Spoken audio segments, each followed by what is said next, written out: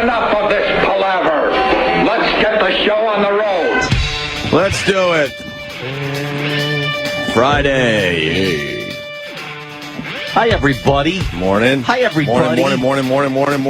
Good morning. You want to talk about this volcanic ash that's pretty much destroying the Earth as we try to do a radio show today? Yeah, really quick, I guess. Air travel. What do you mean really quick? Well, it's what it is. We don't have to worry about it, so fuck Europe. Are you sure? That's what I say. The Earth Yeah. is spinning, though. Aren't we going to spin right into it? Yeah, but the wind is blowing the other way, so it's blowing it over Europe. Oh, really? Yeah.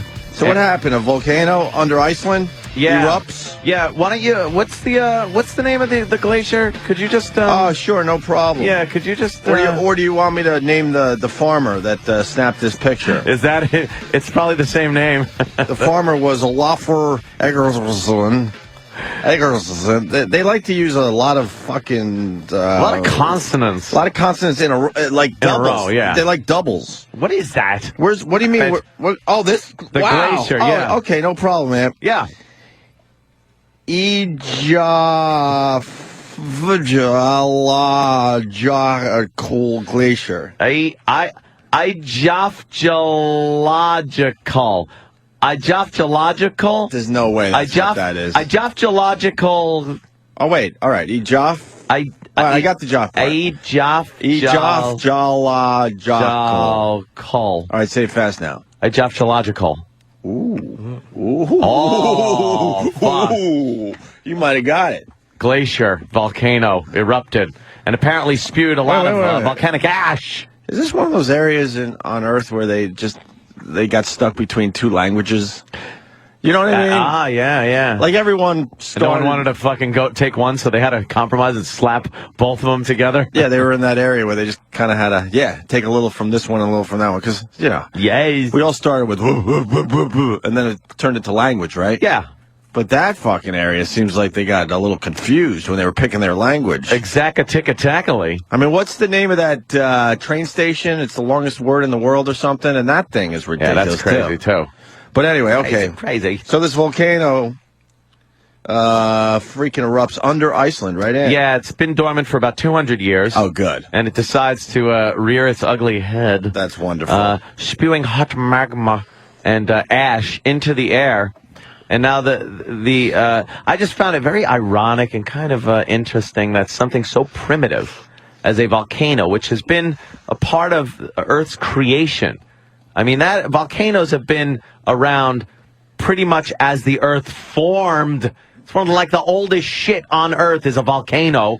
And some of the newest technology we have is being able to hurtle through the cosmos in aircraft. And this ancient fucking thing has kept us from flying. Yeah, but I want to slow you down a little bit. So the volcanoes have been here since the beginning of Earth's history, right? Yeah. Isn't it kind of like, you ever make pudding from scratch? No. And the pudding Yay, pudding! And the pudding, like, cools down, and you get those little pudding bubbles. Yeah, and his skin forms. And, sometimes the skin pops. Yeah. And sometimes it just kind of makes a bubble and then it goes back down. Very good, Opie. That is pretty much how a volcano works. I think I could teach science for third graders. The heat of the pudding, and then eventually the coolness of the skin that forms over it, and then you get pressure built up. Huh? So it's got to do it. And then as it contracts, as it cools, you'll notice the skin on top cracks also. That's right. Which formed our valleys. Did I just fucking simplify this for everybody or what? You made... And when you first start cooling down... into pudding. When you first start cooling down homemade pudding, it's a bubbling mess. And I would imagine that's what Earth was. Just bubbling magma. For a long time. And then started to cool. And now we're down to the part where we're just getting bubbles every once in a while and a couple cracks, hopefully. Yeah, Earth had a bad acne problem in its youth. And occasionally it still gets a blemish with a head on it. And a little white head. Yeah. You gotta pop that shit. And then, the Earth pops it. And it turns into a volcano. The difference, though, when you pop a white head, it doesn't interfere with air travel. So no. Yeah. This has pretty much shut down air travel in Europe. Especially northern Europe. It's England completely shut down. Ireland, I think, is going to open up a little bit today. But England said no air travel until Saturday morning at the earliest. Mm-hmm. And this is because these clouds can go upward to 50,000 feet. They're right in the zone of where air travelers, commercial air traffic. Sure. And they are made up of granules of molten cooled glass. Wow. And other kinds of dust and metals and things like that. And those get sucked into the engines. And they've had 2 documented incidents where jumbo jets, 4-engine jumbo jets, have had all 4 engines shut down and had 5-minute glides down under the level of ash, where they were, in both cases, able to restart the engines. Now, holy crap. Can you imagine? A 747 with all 4 engines out has got to be horrifying to the passenger. You think the pilot was calm, or you think he was in a major panic? I think that's trying to restart the engine. Well, would you like an exact quote? Sully with a duck. Oh, you do? I have an exact quote from one of the pilots. All righty, Jim. It's for the 1982 flight, and all 4 engines shut off. And the guy got over the loudspeaker and said, "Ladies and gentlemen, this is a British Airways flight. Yes. Of course. We have a small, this is your captain speaking, we have a small problem. All 4 engines have stopped. We're doing our damnedest to get them under control." Doing our damnedest. They use the word damnedest? Yes. That's English, very English. "I trust you are not in too much distress." Yes. Keep your chin up, then. It's apparently invisible, too. You can't see it in some places. It doesn't show up on the radar either. So, you get a storm front that comes in, it shows up on their radar, and you could avoid it. This, it just comes out of nowhere. You're flying through what amounts to rocks in the air. And one flight restarted the engines, made an emergency landing. Everything was cool for the most part. Yeah. Another flight restarted, made a landing, and the plane had severe damage, they said. Wow. Those turbines cannot suck in abrasives. It's very bad for turbine engine to suck in abrasives. Why put a net over the turbines? Because then it would clog up the intake and it wouldn't get air. See, the second worst thing is it not getting air.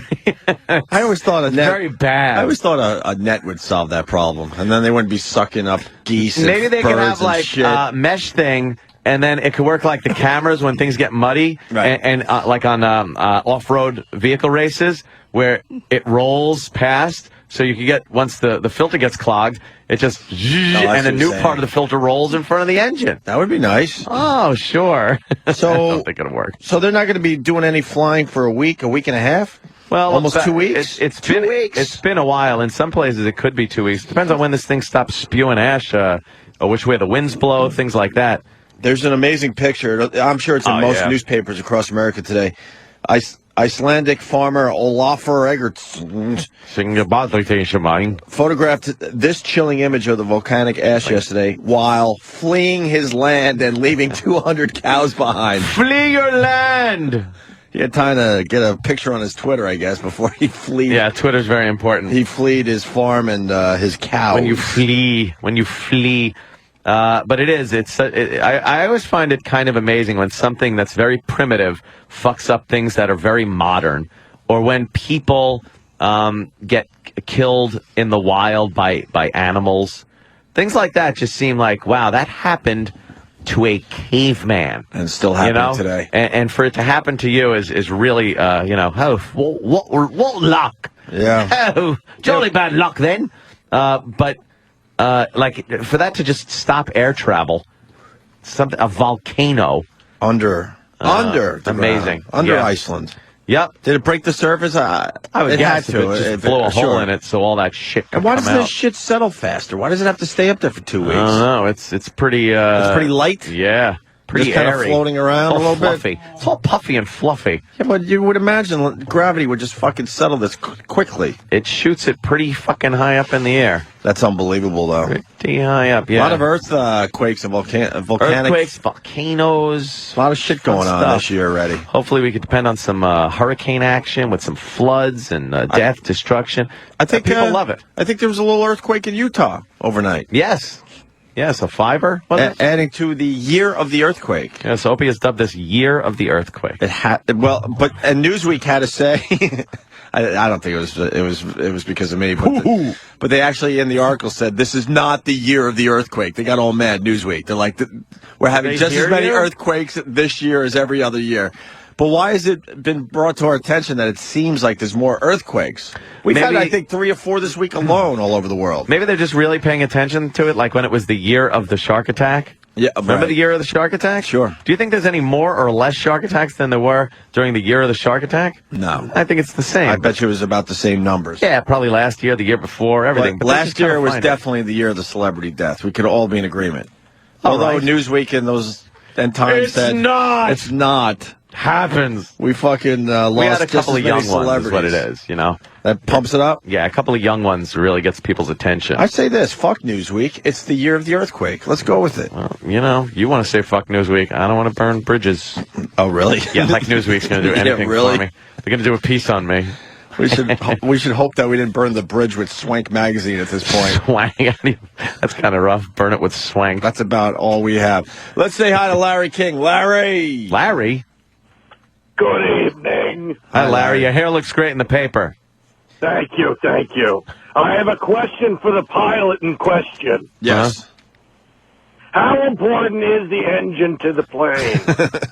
Larry King crab legs. Funkus. All right, Larry. Larry King with a fungus. Larry. Can you land the plane with 0 engines and 0 hydraulics? Comment. The thing with Larry today, we're all finding out he didn't have a prenup. But then again, the guy's got a lot of money. Yeah, but the guy's what, 80?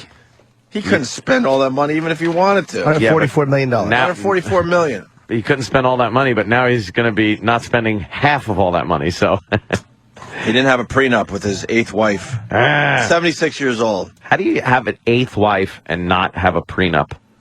Like, I think by wife 2, but I was going to say 3. By wife 1, you should, but if you don't, by wife 2, you should definitely. Mm-hmm. Yeah. It's unbelievable. So good old Larry King with no prenup. No prenup. I don't care. I did it all for the nookie. The nookie. Where's my sister-in-law? Fuck her. No, I mean really, fuck her. We got a pilot, Anthony. All right. Mr. Pilot, actually Rob in Staten Island, what's up? Hey there, Rab. How you guys doing? It's on the right path as far as the lava. It's already been heated up. So when it goes to the engine, it's not like the engine's going to burn that up further. It's already been burned at a higher temperature. Yeah. So all those metallics, like you said, they basically almost coat the engine inside. So it still passes through. It's like a dust passing through the engine. It doesn't block it. It's not going to get clogged. But it coats those parts that usually get heated up, and that causes the engine to fail. Yeah, I would think too. It's very abrasive, probably on some of those the blades and bearings and things that just should not have fucking glass and metal going through it. No, exactly. I mean, you see the videos. There's YouTube videos of 2-pound ducks going through. Yeah. And all sorts of. They can put water through. They put 1,000 gallons of water through a minute to make sure it won't flame. That really is amazing when you just watch them soaking an engine in more water than it would ever get from rain, and it still goes. But how do they restart? This is the amazing part for me, is they restart while flying. Well, the restart, if you're going to restart an engine, there are usually 2 ways to do it. You can either glide fast enough so that it's windmilling. So, you can imagine a windmill. If you're going fast enough where the wind is still going through the engine, it'll start spinning on its own. Like a pinwheel. Yeah, either that way, or if you're not going fast enough, you have to do it like you would on the ground where you're using the APU, which is that generator in the back. We'll give air to it, and that'll start spinning it. So, it's frightening. Either way. I guess the restart is after it cools down enough where... yeah, those be parameters where, as you're gliding. If it's not completely... damaged. As you're gliding, your checklist will say, look at certain parameters. Is the engine temperature still high? Like, is the thing still on fire? Or is it damaged? So you'll look and see, is a restart possible? Do you want to restart it? Yeah. Do you want to? Yes, I do.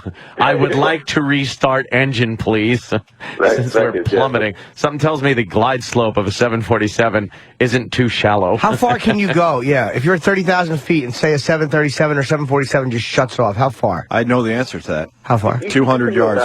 I would say 5 miles. About 4 or 5 miles per 1,000 feet. So you're going to go over 100 miles. 100 miles. You could go pretty far. It's nice to know you could glide without engines for a while.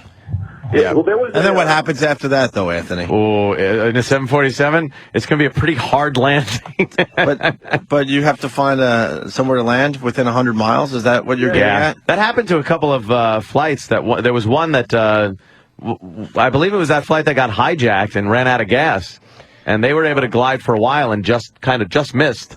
The famous one, an island. The famous one, at least the one pilots look at that was an Airbus going to Europe. I want to say they landed out in the Azores somewhere. The Indian Ocean, I think. And it was a fuel problem, and basically they were leaking gas, and they kept feeding the gas into the leaking tank. Great. And, they ended up flaming both engines out, and they did what we call dead stick. It's basically pull a sully all the way down, and the guy landed. I mean, maybe we didn't get the press coverage here because it was the Azores, but it's been done. I would guess you got to come in pretty fast in order to do that. You probably need a very long runway. Yeah, you're losing other systems that with your engines running, you're getting certain systems that you might not have without the engines running. So yeah, don't you have that little pinwheel that comes out and gives you emergency power? Yeah, that could give you electricity that could run the hydraulic pump. Yeah. Right? I mean, you don't want to. Batteries won't run that long. Major systems like hydraulic pumps. Who the hell would stay calm through this whole thing, trying to figure out what to do? Sully and fucking Rob from Staten Island. Oh, Sully got lucky. He certainly did. Rob is originally from Greenland, though. All right, Harborfield's guy. Harborfields High School. Yeah, grew up right across from the library. Class of what, sir? Class of what? 96. Oh, say hello to the second most famous person to graduate Harborfield, Greg Opie Hughes. Yeah. I'm lucky to be the second most famous person from Harborfields High School. Thanks, Ant. Because everyone remembers the second guy to do everything. Of course. Who's the first? Mariah Carey. How do you beat Mariah Carey? Mariah Carey. Stop it. Yeah. It's Mariah Carey and then a bit of a drop-off. And then Greg Opie Hughes. Then a slight drop-off. Now, if you go to John Glenn High School in Elwood. Who was the second guy to walk on the moon? Who was the second guy to Buzz fucking break the 4-minute mile running? Oh, right. Yeah. Who was the second guy to break the speed of fucking sound? Oh, yeah. Exactly. You want to be the number one person. Yeah, you want to be the firstest Number two guy. sucks at dick. Firstest. Number two sucks at dick. Anyway, guys, I got to go to work. All right, Rob. Bye, sir. Okay. Did you notice Rob was going like a couple of times? He was just talking and going, yeah. He's got a pilot They teach vibe. him that, yeah. All right, Rob. Go Tornadoes. All right. I got to go right now. My house is on fire, but I'm completely calm. Fuck that shit, man.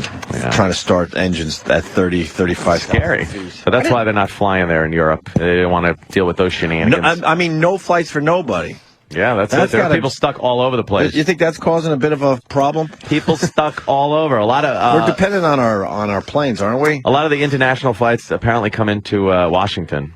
And JFK. DC. Yeah, and JFK. But apparently, I didn't know there's a lot of them coming to Washington, D.C. And this is not bad. They're just kind of stuck. This is only disrupting 300,000 travelers worldwide. 300,000. 300,000 travelers. I heard a nightmare story of some couple that had to get back to Germany, and they were looking at other flights like Air India. It's like all I picture is Dr. Jones hopping on that flight with the chickens and where the pilots jump out. Get a steamer ship or something. A steamer ship. Why not? Yes. You'll get there by fucking October. Or how about you can hop on the great airship, the Hindenburg, and make it to Lakehurst, New Jersey. Here it comes in all its glory, and oh my goodness, oh no, get out of the way. Oh, get out of the way. Oh my goodness, no, let the Negroes take the brunt of it. Blame it on the Negroes. Of course. They did back in the day. And I want to thank Green Guy from Buffalo.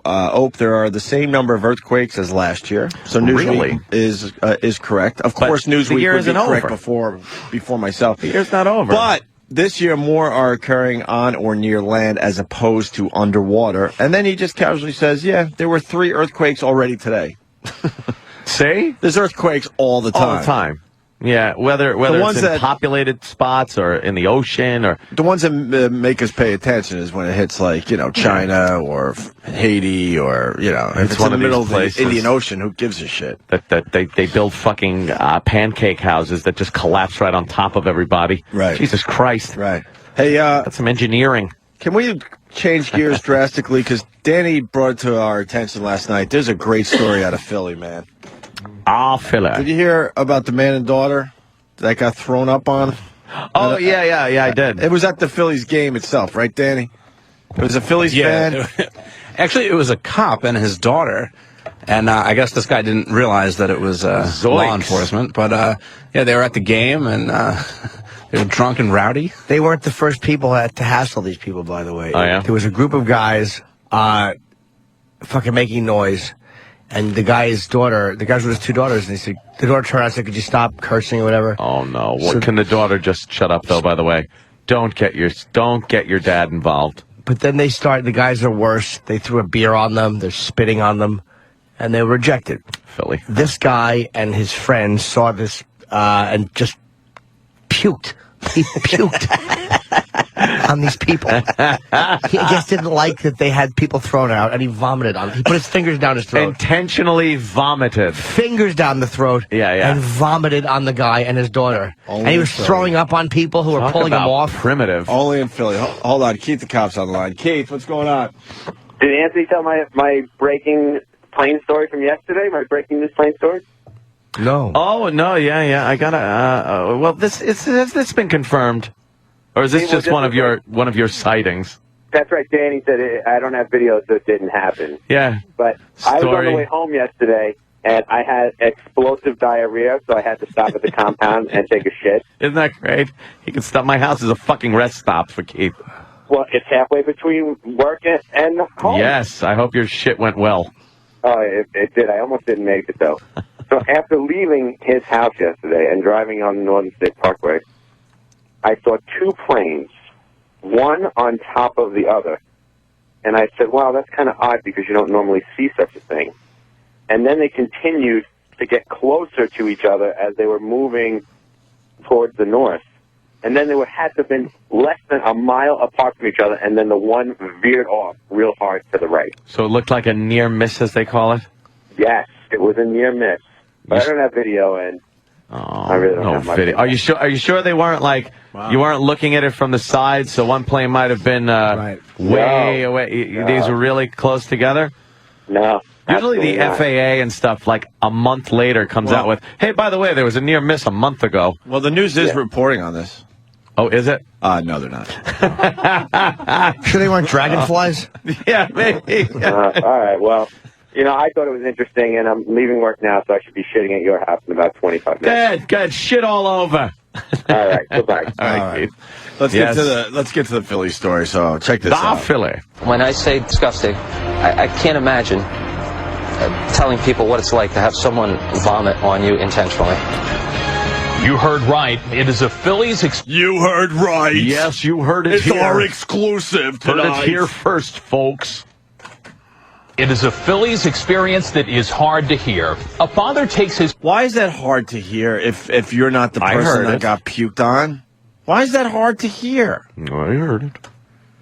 What, people are supposed to be shocked that this type of thing happens? Yeah. That there are animals out there? Animals. That is hard to hear. A father takes his two daughters to the game, only to fall victim to fans behaving badly. And tonight, one of them is facing a list of charges. An unthinkable crime at Citizens Bank Park. A 21-year-old man is behind bars after ruining last night's ball game for a father and his two daughters. And you won't believe what the man allegedly did. Well, Susan, as you know, unfortunately, Philadelphia sports fans... Yeah, do they have to say allegedly as they're talking to the victim as he's cleaning puke off his fucking body? If you see him shove his fingers down his throat, I don't think it's alleged. Right. Stop with the alleged. He did it. Stop. There are with the times alleged. you don't have to worry about that alleged shit. Yeah. You won't believe what the man allegedly did. Well, Susan, as you know, unfortunately, Philadelphia sports fans' reputation and... God, reporter voice stinks. They all suck. Well, throw more syllables in there, you dunce. Hate these women. And you know what? Stop with the serious tone. I know. Anyone else would be like funny puke story. Everyone else would be laughing through this. I want to hear Susan as Junio. Allegedly did. Well, Susan, as you know, unfortunately, Who else Susan as Junio? I'm Reese Witherspoon. That really is terrible. So bad. Affected voice. Who the fuck is this fucking guy? The guy. That's the puke guy? They punched him Someone in the eye. punched him in the fucking eye. People jumped on him. Wow, does he have a black fucking eye there, huh? He got fucked up. You know what? He deserves to get fucked up for it. If you got a black eye, shut the other eye a little more. One eye is like really open wide, and the other one is just black-eyed shut. I'm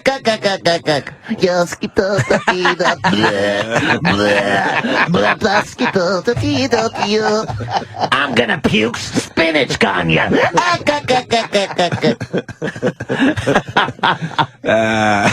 does. He looks like Popeye. Why does the eye get fucked up so fast? God, what a fat misanthrope. You know what? That kid could get a lot of throw up. He probably could. He's got E-Rock neck, so he really can build it up over there. It's his defense mechanism. He's got the pelican neck. Yeah, a little bit. We did. Well, Susan, as you know, unfortunately, Philadelphia sports fan reputation, and just when you think you heard it all, here we have a 21-year-old man who was accused of vomiting on an 11-year-old girl, then throwing punches at her father, who came to her rescue. When I say disgusting, It was supposed to be a family fun night, but an outing to catch the Phillies game at the ballpark beer was thrown on us. turned disgusting and disturbing for Captain Michael Vangelo with the Easton Police Department, who was off duty when he took his 11 and 15-year-old daughters to the game on Wednesday. And I couldn't believe what I saw. He actually had his fingers down his mouth and into his throat to make himself vomit. He vomited and lurched forward, and it was hitting my daughter. How are you not laughing at this? Look, it sucks for the daughter. Of course it does. And the daughter's father, but fuck. if you don't know these people, there's some fucking humor in this. Yeah, it is kind of funny. I mean, yeah, that's got to be horrible. Poor kid. Of course it's horrible. Just going to the ball game with dad and everything. Probably had a good... He was probably buying her, like, you know, hey, what do you want to eat? And, hey, this is it. Let me tell you a little about the game. And bleh, fucking asshole comes over. But especially since the first fucking people were so awful, too. His 11-year-old and 16-year-old daughters. And they said that the guys were being awful to everyone around them. It wasn't like a guy yelled fuck and his daughter said something. They were being obnoxious. And the guy's a fucking police captain. I don't know if he flashed his badge or not, but he should have. Flash his gun. Yeah. He could take the guy's head off. Take me out to the ball game. Take me out to the crowd. And let's buy me some peanuts and crackers. Just don't puke all over my back. And it's bleh for the whole team. If I don't puke, it's a shame. So it's bleh. I'm thrown out from the old ball game.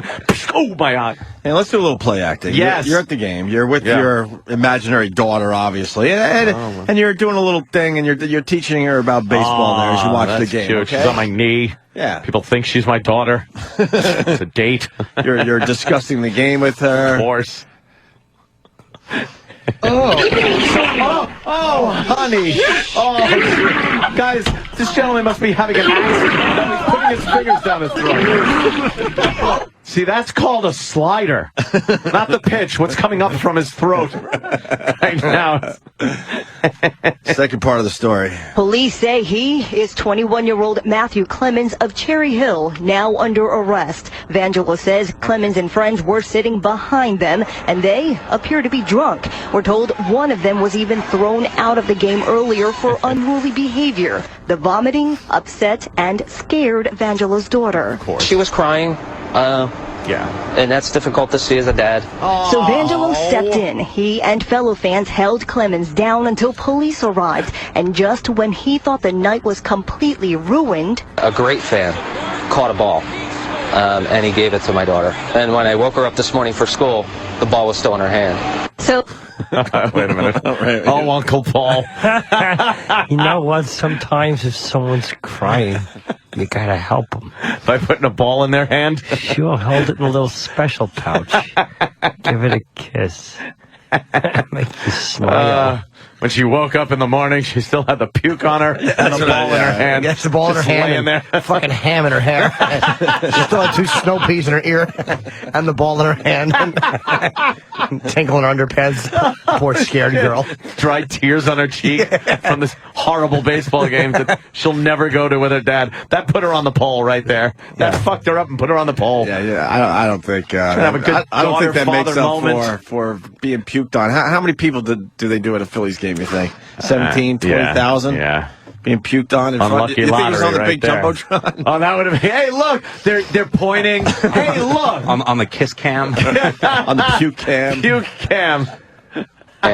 So thanks to that thoughtful fan, Vangelo is hopeful his 11-year-old girl will eventually bounce back from this terrible outing. As for Clemens, I just got off the phone with police and they say he's still in jail, waiting to be arraigned on a number of charges, including aggravated assault. So what do the Phillies officials have to say about all of this? Well, our repeated calls to their office have not yet been returned. Annoying repeated calls. You know. Of course he's still in jail awaiting arraignment. You don't puke They don't let you on out. the 11-year-old daughter of a police captain and they just let you out. There's little things in the legal system You think they're that losing- keeps guys in. You think they're losing paperwork? I think he fell and- through a few cracks of the legal system where it's like, yeah, we got him in here somewhere. It's going to take a while to find I'm them. not quite sure. But, yeah. Hey, how you doing? Yeah, why don't you puke on your cellie? Why don't you puke on your cellmate? That giant black man is going to just fuck you any second. They are going to drag him into court for a long time. Oh, yeah. You don't do that. A police captain, that's unlucky lottery for both of them. He's probably just thinking, watch, I'm going to fucking puke on these guys. And everything's going to be hunky-dory, but...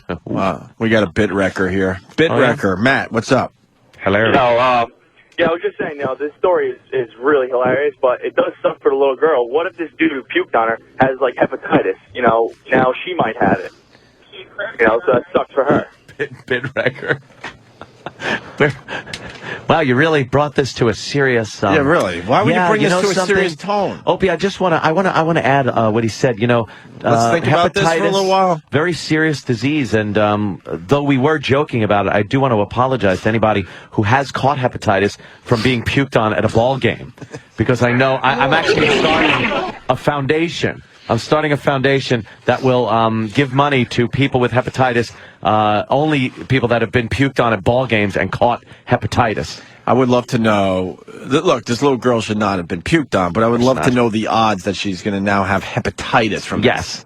this. Jesus, Matt. How about we laugh a little bit at someone else's expense? Well, I'm still laughing at Shut up! It's not 28 days later, you dummy. It's puke in their face and... Also, she's a zombie the girl. whole ballpark is just fucking freaking out, puking on each other. Greg in Love D.C. that. Greg? Good morning, boy. What the fuck's going on in D.C.? Did your fucking hockey team lose last night? Let me take a look here. Well, let me tell you. Why don't you help me out? Did your team lose? Capitals. Yes. We fucking choke when we win all season long. You remember, what was it, 8-10 years ago? We blew everybody out of the water all year long, only to die in the first round. The Caps suck a dick. Wait, did Travis's team... Hold on a minute. Did Travis's team beat your team last night, sir? Did Travis's team, let's Our see. boy Travis Yes, is wearing a the Canadians fucking shirt today. He's decked out. Canadians beat Very the... proud of our big win. Canadians beat the Capitals. Somebody Who's isn't saying fuck happy in you? the booth. That would be our Capitals fan, D-Boy. Oh, D-Boy's a Capitals fan? Yes, he's not happy this morning. I'm a D-Boy fan, so I'm going with the Caps. What happened to Ovechkin last night? He didn't do shit. He didn't have a single shot. No, really? No. I didn't see the game last 15 night. shots on goal. Ovechkin doesn't have one, and the coach wants to know why. Gambling. He's gambling. Is that a rumor? I'm going to start it right now, yes. Oh, Oh, okay. Ovechkin, big gambler. Good rumor. Good rumor. Good rumor starter. Nice one. All right, what do you got there, Greg? Well, actually, you had a question, which was, what are the odds of her getting hepatitis? Unless it went in her eyes or her mouth or an open wound, none. Yeah, that seems a little far-fetched. I would imagine she closed her eyes before the puke hit her, right? But you never know. Since I was about 17 years old. You know, hold on. You know how many cops we know in Philly? Yeah. You know. All right. I don't know where to go with that. I think I feel guilty that we're having too much fun with this story. I mean, we had Pat from Menaki throwing up in one of our interns' faces. Pat Duffy. Remember that? What's Pat wrong Duffy, with you? The Duff. Yeah, Pat Duffy. And he was throwing up in his face. Now, Pat from Menaki doesn't have hepatitis, but he does have the diabetes. And I hope you don't feel sorry for yourself. Angry fuck. Call Liberty. Call Liberty. Get your medical supplies through the mail, you fucking assholes. And don't feel sorry for yourself. I'll come over there and kick your ass. See, sugar makes you sweet. Diabetes. You don't get sugar in your diet. It takes the sweetness away. And don't puke on people at ball games. Makes you ornery. It really does. Takes your sweetness away. Greg. All right, so when I was 17 years old, I developed a stomach condition. I hope you don't do that. To throw up just by tightening my stomach muscles. I don't have to put my fingers down my throat, anything like that. So good. Yeah, it's kind of fun at parties. Yeah, not really. Yeah. But I was at a movie theater one time. A couple of guys started smoking cigarettes in 1996, claiming they didn't know that you couldn't smoke. I said something to the theater manager. Theater manager says he'd refund my tickets, so he gives me my money back. And I had to go to the bathroom, and I was like, well, dude, let me go to the bathroom before I leave. He said no. I was like, I have to throw up. Let me go to the bathroom. Now, I've had a tub of popcorn and a huge Coke. Guy says, no, you got to leave my theater. And I look at him, and I'm like, I'm going to count to 3, and then I'm going to end up throwing up all over you if you don't let me in that bathroom. And he says, no. I'm out. So I counted to 3, and I threw up goobers, popcorn, and about 60 ounces of Coke all over his pants and shoes, at which point he just pointed to the bathroom and let me walk in. Then what happened? Then I walked into the bathroom, and I pulled out my penis, and Uncle Paul was in the stall next to me. All right, Greg. Stepped into a crinkle, we had a nice bag. time, and I've been in therapy ever since. All right, look, your phone call gets a passing grade, but we should, stop right now, okay? Let's go to Nick on Long Island. Nick. Guy, thank you. Yeah, listen. I've been a listener for quite a long time, guys, and I got to tell you, I just had a daughter. Bit wrecker! This is kind of Bit wrecker! What, you had a what, sir? It's really funny. You had a what? Really? I had a daughter a couple months ago, and thinking about taking her to a baseball game in the future. And you guys are, just. I bet I know what he named her. Frankis. Did you name her Frankis? No, but you're making me feel like a scumbag for laughing at this. It's hysterical. It's always funny if you don't know the person. I mean, but no one wants to acknowledge that. And you know what? Also, if the kid was fat, I wouldn't care as much. Like, I feel bad, but if the 11-year-old daughter was fat and stuff, I'd be like, who cares? If it was a poor kid, like, and the father's just trying to take her to the game and everything, then I would feel bad. You don't feel as bad either if you can't figure out their nationality. Yeah, if it's a different race than mine. But one you really can't figure out. You're like, not as important. I don't have as much sympathy for people that aren't my race. Well, it just happens that way. Yeah. That's why we're able to show faraway lands. We're able to show dead people, but we can't show dead people in the United States on the news. Mm-hmm. But if Haiti, they're showing dead people like crazy. If there's an earthquake in the United States, God forbid, and buildings collapse and there's dead people, they're not really going to show like close-ups and stuff. In an affluent neighborhood, they wouldn't. They did show dead people in New Orleans, but again, those were black people, so that's again a little different than the normal white person. So people feel they could show other races. They show the deaths of forgettables. Yeah, that's pretty much it. When once you change the channel, If you're watching the news and then you go, oh, Seinfeld's on. Right. And the second you turn it on, you forget what you just saw on the news, and it could have been devastating. Right. Death, destruction. But if they're not forgettables, you're not going to enjoy the Seinfeld as I love much. this. It's the girl that looks pretty 1 second, and then when she's in different lighting, she looks ugly. Right. The Festivus episode. Right. I'm going to watch that, and I ain't thinking about the Haiti. But if they're not forgettables, you're not enjoying that Seinfeld. No. You're like an abduction happens. You're going to be like, I can't laugh right now. A blonde-haired girl. That one hit too close to home. I can't laugh at that. I'll be watching, trying to, laugh, and I'm just going, that sucks. That sucks. Let's say hi to this guy on Long Island. I don't know where. What town, sir, on Long Island? Let's go local today. Yes. Massapequa for the local. Massapequa. Massapequa's next up. Massapequa. That's getting everyone on Long Island in stitches, by the way. Stitches. Not really. All right.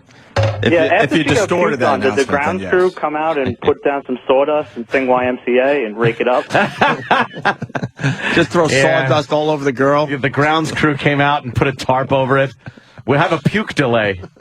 We're waiting for this puke to stop. You think there might have been an awkward walk out of the park? Yeah. It's a seventh inning retch. That was a good ad from Unaki. Because seventh inning retch. All right, sir. Let me go to Mike in Indiana. Yankees won last night. Gentlemen. Wait. We're doing a little sports right now. Just bringing it up. Just a quick aside. Who Taking 2 out of 3 from the Angels. All right. Well, you know what? What? Of course you were supposed to beat the Angels. Why? They were saying before the season even started, oh, they got a tough one to start. Let me finish. Yeah.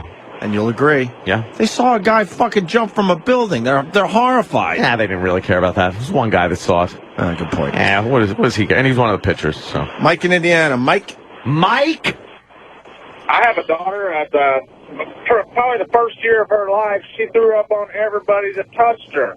But serves us both right, man. How many uncles got thrown up on? All right. Yeah. What else? That was nice seeing Matsui get thrown out. Very nice. Matsui got thrown out of the game? Got thrown out at the plate. Oh, I thought you meant thrown out of the game. By fucking one of our favorites. Granderson? Granderson, who had 2 triples also. That's this weird. guy's shaping up to be a nice When was the last time addition. a guy hit 2 triples in one game? I don't know. I'm going to have to go to the stat. Actually, he would know.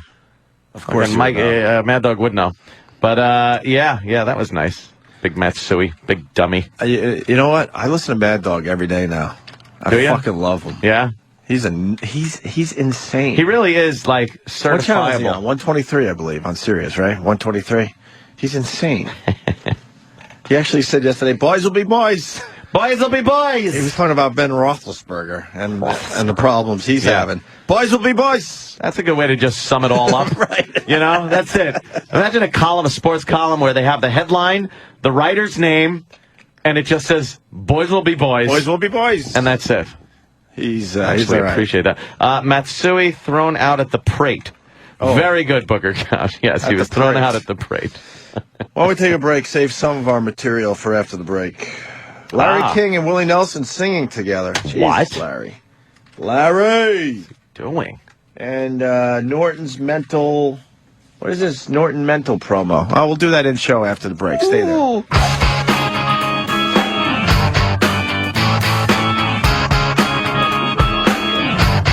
King missile, right? Detachable penis? Nice. Opie and Anthony, Friday. Anthony, let's not forget tomorrow. Penis. Beep, beep, beep, beep. Tomorrow is Record Store Day. What? The fuck is that? Hey, it's a thing. From the past, maybe. The independent record stores are going down, man! You know, the corporations have just taken over the mom and pop stores. There's no more personalization of the music, man! Shut it and download it. So now they're doing... Love iTunes. You know, they want to keep this record store thing going. So good luck. A group of people got together, and they have announced that tomorrow is Record Store Day. Why? Record Store Day rules. It stinks. No, it's the best. Why is it the best? Oh my God, you're an ass. Why? For what? Why? What's great about it? Because Record Store Day is to promote, going to independent record stores and supporting them. Yeah, But so tons of bands. Yeah, I know, man. Yeah. So tons of bands release limited edition vinyl. Vinyl? Yeah. Who the fuck wants vinyl? I do. I love vinyl. No, you don't. You think it's hip to like vinyl. You don't like vinyl. Yes, I do. You don't. It doesn't sound better. What do you like about vinyl, Travis? Digital is corporate. He likes the way it feels on his skin. Oh. Yeah. Vinyl, exactly. Well, let's ask him. What do you like What do you about like vinyl? about Yeah, what is it, man? Yeah, what do you like about vinyl? I like the vinyl. What do you like about it? I like how it Go, sounds. vinyl. Yeah. You're one of those people that can fucking detect the vinyl popping and hissing. Is that what you like about it? I like collecting it. You like popping and those- hissing? Yeah. Would you like a movie with static in it? Yeah. Is that what you want? Yeah. Do you want to watch a movie like you watched it on TV years ago with some static and hissing and ghosting? Why would you saying, oh, there's only 500 of these? I have one. Yeah, but why would you listen to music in such a way where you bang into anything in your apartment and your music's going to skip? That's why you sit really still. Do you put a penny on the fucking arm? Do you put a penny on the stylus, the turntable stylus? What are you people called? Audiophiles or something like that? Pedophiles. Pedophiles? Old ladies. All the same. Yeah, old ladies. I'm not collecting the stuff I get. Yeah, I enjoy But as far as liking vinyl, I had vinyl my whole life. It doesn't sound better. I don't necessarily I'm not going to like... A lot of people would say that vinyl does sound better, but the average person can't really tell. No, it doesn't, though, because I have ears. It doesn't sound as good as fucking... digital doesn't sound worse than vinyl. It's silly. Digital, man. It doesn't flow like analog, man. Shit. I used to like going to a record store here and there. I did, but I've moved past that. I love going. That's how you I'm not find searching new out stuff. little record stores It's anymore. a thing of the the past. internet. You could do the same thing Yeah, you go to that you used to YouTube. do on in these record stores. You know what? You know what? They might as well have mom and pop fucking VHS tape stores. Oh, that would be like silly. before block. Why would it be silly? Because- Like people that have VCRs and want to still fuck with things like tracking and stuff. They could go to these stores, have one copy of a movie from the 80s, and you can feel like it's back in the 80s when you couldn't get a movie. And if you lost the videotape, it cost you $100. You never went. You never went perusing in a record store. No. Where you would find the bootlegs and stuff. I used to like that. No, I did. When I was into a band, you go into these record stores. They were hidden away, basements and stuff, and no one bothered them. And they had, they had bootlegs and live shows and stuff that weren't out. This is a great by one. corporate America. I want to go over your house with a Phillips head screwdriver and just take every piece of vinyl and just one swoosh. Right down razor your blade. Stupid records. One razor blade will do a lot of damage. A box cutter. There is a place in the village that has it's a record store I go to for live stuff. It's CDs, but it's got a record store feel. I like going there and getting live shit. Let's go to. That's the same thing. So then you do like these places. No, I mean you can get it all off of YouTube now. Yeah, anything I can get there. That's I can why get it's off not of as important because you can get a lot of this stuff off YouTube and whatnot. I'm participating. Let's go to Ramsey in San Diego. Hello. Hi, Ramsey. Hey, what's going on? I'm a DJ, and I have a large vinyl collection, and whenever I go to actually buy vinyl, it's pretty much just old men and DJs that keep vinyl alive. But what I was calling in about is that basically the vinyl has a really, really rich sound, and it's actually a lot fuller of an actual sound. And when you get MP3s and other files, when you compress them, they lose a lot of their richness and man. Yeah. A lot of people would say that vinyl sounds better. Do they? But actually, I can't tell on myself. One comment. I've been listening to you guys for 5 years, and I don't get a chance to listen to as much music as I need to be listening to because I'm just addicted to your show, and I work completely solo in a home office, and you guys are my only people that talk all day long. So I really appreciate the show. I just wanted to call in and talk about vinyl real quick. Another reason why we should be working less, so these faithful listeners could do something else with their lives, Anthony. I know. We're forcing them to sit around 5 hours a day on this horseshit when they could be doing some other things. It's terrible. I literally will catch the replay and then sometimes catch another replay just to hear it again. You know what I like doing? You're a weirdo. Thank you very much. When I go out, and I've seen Travis does the same thing. Instead of just having my iPhone with the music on it, I do what Travis does. I have a Victrola that I strap on my hip and I crank it because I need the vinyl sound, man. The richer sound. That's not nice. Don't you like collecting anything? Shut it. Yes, he does. Yeah. Empty bottles. empty booze bottles and fucking fake IDs. And girls' tears.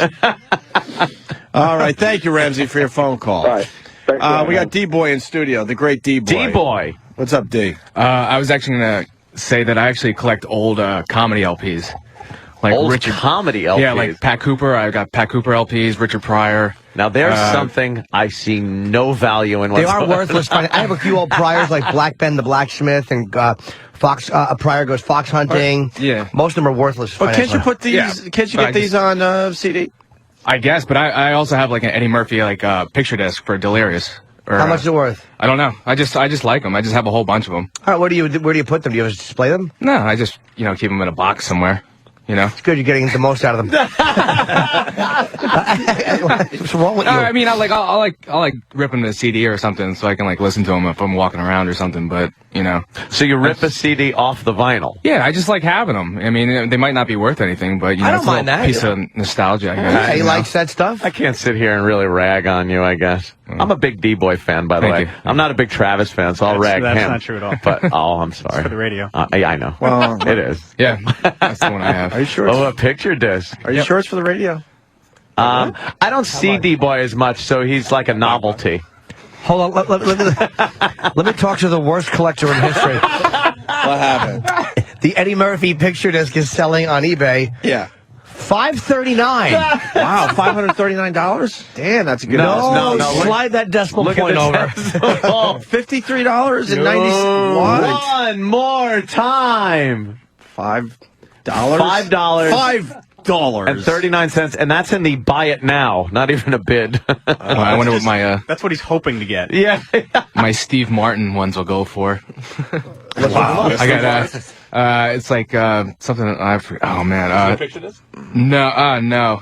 Picture disc. I think I have all of them actually. I just don't remember the names of them. Like Let's Get Big or something, or Let's Get Small, and the stupid one with the song on it with the Egyptian King Tut. Yeah, King Tut. Wow, that's a biggie. That's got to be going for probably. Crazy guy. I would say that's going for $500. I'm going to say $500. $3.99. What a collection! And that comes with a fucking arrow for your head and a white suit. All right, so it's like I would buy like old Sabbath 45s. They're very rare, hard to get. Like that type of stuff I would get. Yeah, and there's a lot of bands tomorrow that are like reissuing certain things, and they're all limited. Like there's a Beatles 7-inch tomorrow. There's only 1,000 of them. What's the Beatles? What's going to be on it? I think it's Paperback Writer. Well, I have that already. But it's the fact that there's 1,000 comes out to that in the world. So what? You know how much that's going to be worth? Nothing. None. What does that mean? Are you kidding me? Nobody cares.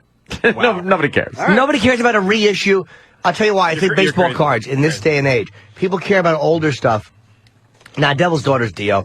That's not that it's bad, but I'm saying I like the old stuff, like from fucking like 71, 72, that has like really ungettable shit from the Earth days from like 68. Travis, where do you go for this record store day? Tomorrow I'll be going to Vintage Vinyl in New Jersey. Wow. So you're really part of the movement, man. I mean, I love independent record stores. I always have. I used to like them. Please bring a camera and snap pictures of some of the fucking losers that are in that place tomorrow. I will snap. And while you're doing it, find a mirror so you can take one. D-Boy's going. Yeah, I'll be there tomorrow too. It's not for me though. I'm so disappointed. He's lying. I have to go for my chick because like Springsteen's releasing like some live at you got to do for your like, chick. That's one thing. Does she like Springsteen? Yeah, she loves him. Loves Springsteen. You ever go see him? Yeah, I've seen. I saw him at the last show that he did at Giant Stadium this year. Did you like? Yeah, it was really good actually. Yeah, you're into him. Yeah, he puts on. He puts on a good show. Yeah, he does put on a good show. That damn Springsteen channel is pretty good on Sirius. Yeah. What is it called? East Street Radio or You're something? petting the dog. I was in a car yesterday, so I heard a lot of shit. Grateful Dead channel was all right. Were you driving with Kenny? I was gonna say Mike and the Mad Dog. Mad Dog's fucking show was good. All right, let's go to Tom in Colorado. Tom, Colorado. Morning, boys. You're out, Tom. What's up, Tom? Well, I thought of a few reasons why I like vinyl. One, there's more room for cover art. 2, it kind of takes me back to when I was growing up. I get a little nostalgic for the world I grew up in. And 3, they used to do all kinds of cool shit with record covers, like the Sticky Fingers cover on the Rolling Stones album with the real zipper, you know, on the guy's package, and the Bob Marley album that would flip out and was specially constructed for cleaning seeds out of weed. The Cheech and Chong album with the giant big bamboo rolling paper in there, man. That's right. Yeah, you don't get shit like that with Yeah. I used to like Kiss Alive came with a booklet and sort of like I like that stuff. The album-sized booklets were great. Two bathrooms for different races and diners. I loved it. No, hold on. That was racist and inappropriate. I was just thinking of the good old days. I'm sorry. What about the Zeppelin album with the windows? Didn't they fucking do something? Did they? Physical Graffiti, yeah. Physical Graffiti had the windows thing where they, I think, what was the deal with the fucking, that one? I forgot. Help me out. I think when you slid the record out, there was something inside the windows that was printed on the inside of the album cover or something. Yeah. I can't remember either myself. You know, that picture was taken on the Lower East Side of Manhattan. Oh, was it? You could visit those two buildings, and they look exactly like they did when they took that shot. Well, for Led Zeppelin. What's the picture? I don't even know what Physical Graffiti cover is. It's like two buildings, like two fucking Lower East Side buildings next to each other. There you go. Or the original Exile on Main Street had a bunch of cool postcards that came inside the album. If you got one with the original postcards, it's worth a shitload of money, I guess. A shitload. What is worth it? $3 in there. Exile on Main Street by the Stones. The first edition of the album had a bunch of it's a double album, and when you folded it out, there's a bunch of postcards. What year is it? Like the 60s? Now that's yeah, I want to say it's like 71 or 70 or something. It was a real bluesy double album. It's one of their best, I think. I don't remember many gimmick albums. There weren't a lot of Sticky them. Fingers. The Velvet Underground album that had the banana sticker that would peel off, and there was a purple peeled banana underneath the sticker. Why don't they have a penis under it? I was wondering why they didn't have a special edition of Sticky Fingers where a penis would flop out when you unzip the zip. A boy could dream, right, Tom? That's right, man. Certainly. Staring at that meaty package. You know what you want, don't you? The record companies did get lazy because Sticky Fingers did have the real zipper. Yeah. And then a few years go by, they're like, enough of these stupid zippers. And that was just a picture. They went back to just a picture with no real zipper on the cover. To put a zipper on the album cover. That's why the original's worth something if it's in good shape. Yeah, worth what, though? Yeah, let's say. That's the problem with vinyl, man, is it does get beat down, you know? Right. All right, Tom. Thank you, sir. $50. Uh-huh. Have a good day. Yes, you too, sir. Let's go to Dan in New York. Dan. Hello. Hey, buddy. Yeah, back in the early 70s, Monty Python had a vinyl album that actually had 3 sides. On the B side, depending on where you put the stylus down, it would play like the third side. It was really weird, especially if you were stoned. You had to take a lot of tries at it. Wait, so there was a third side, but it was a regular LP, right?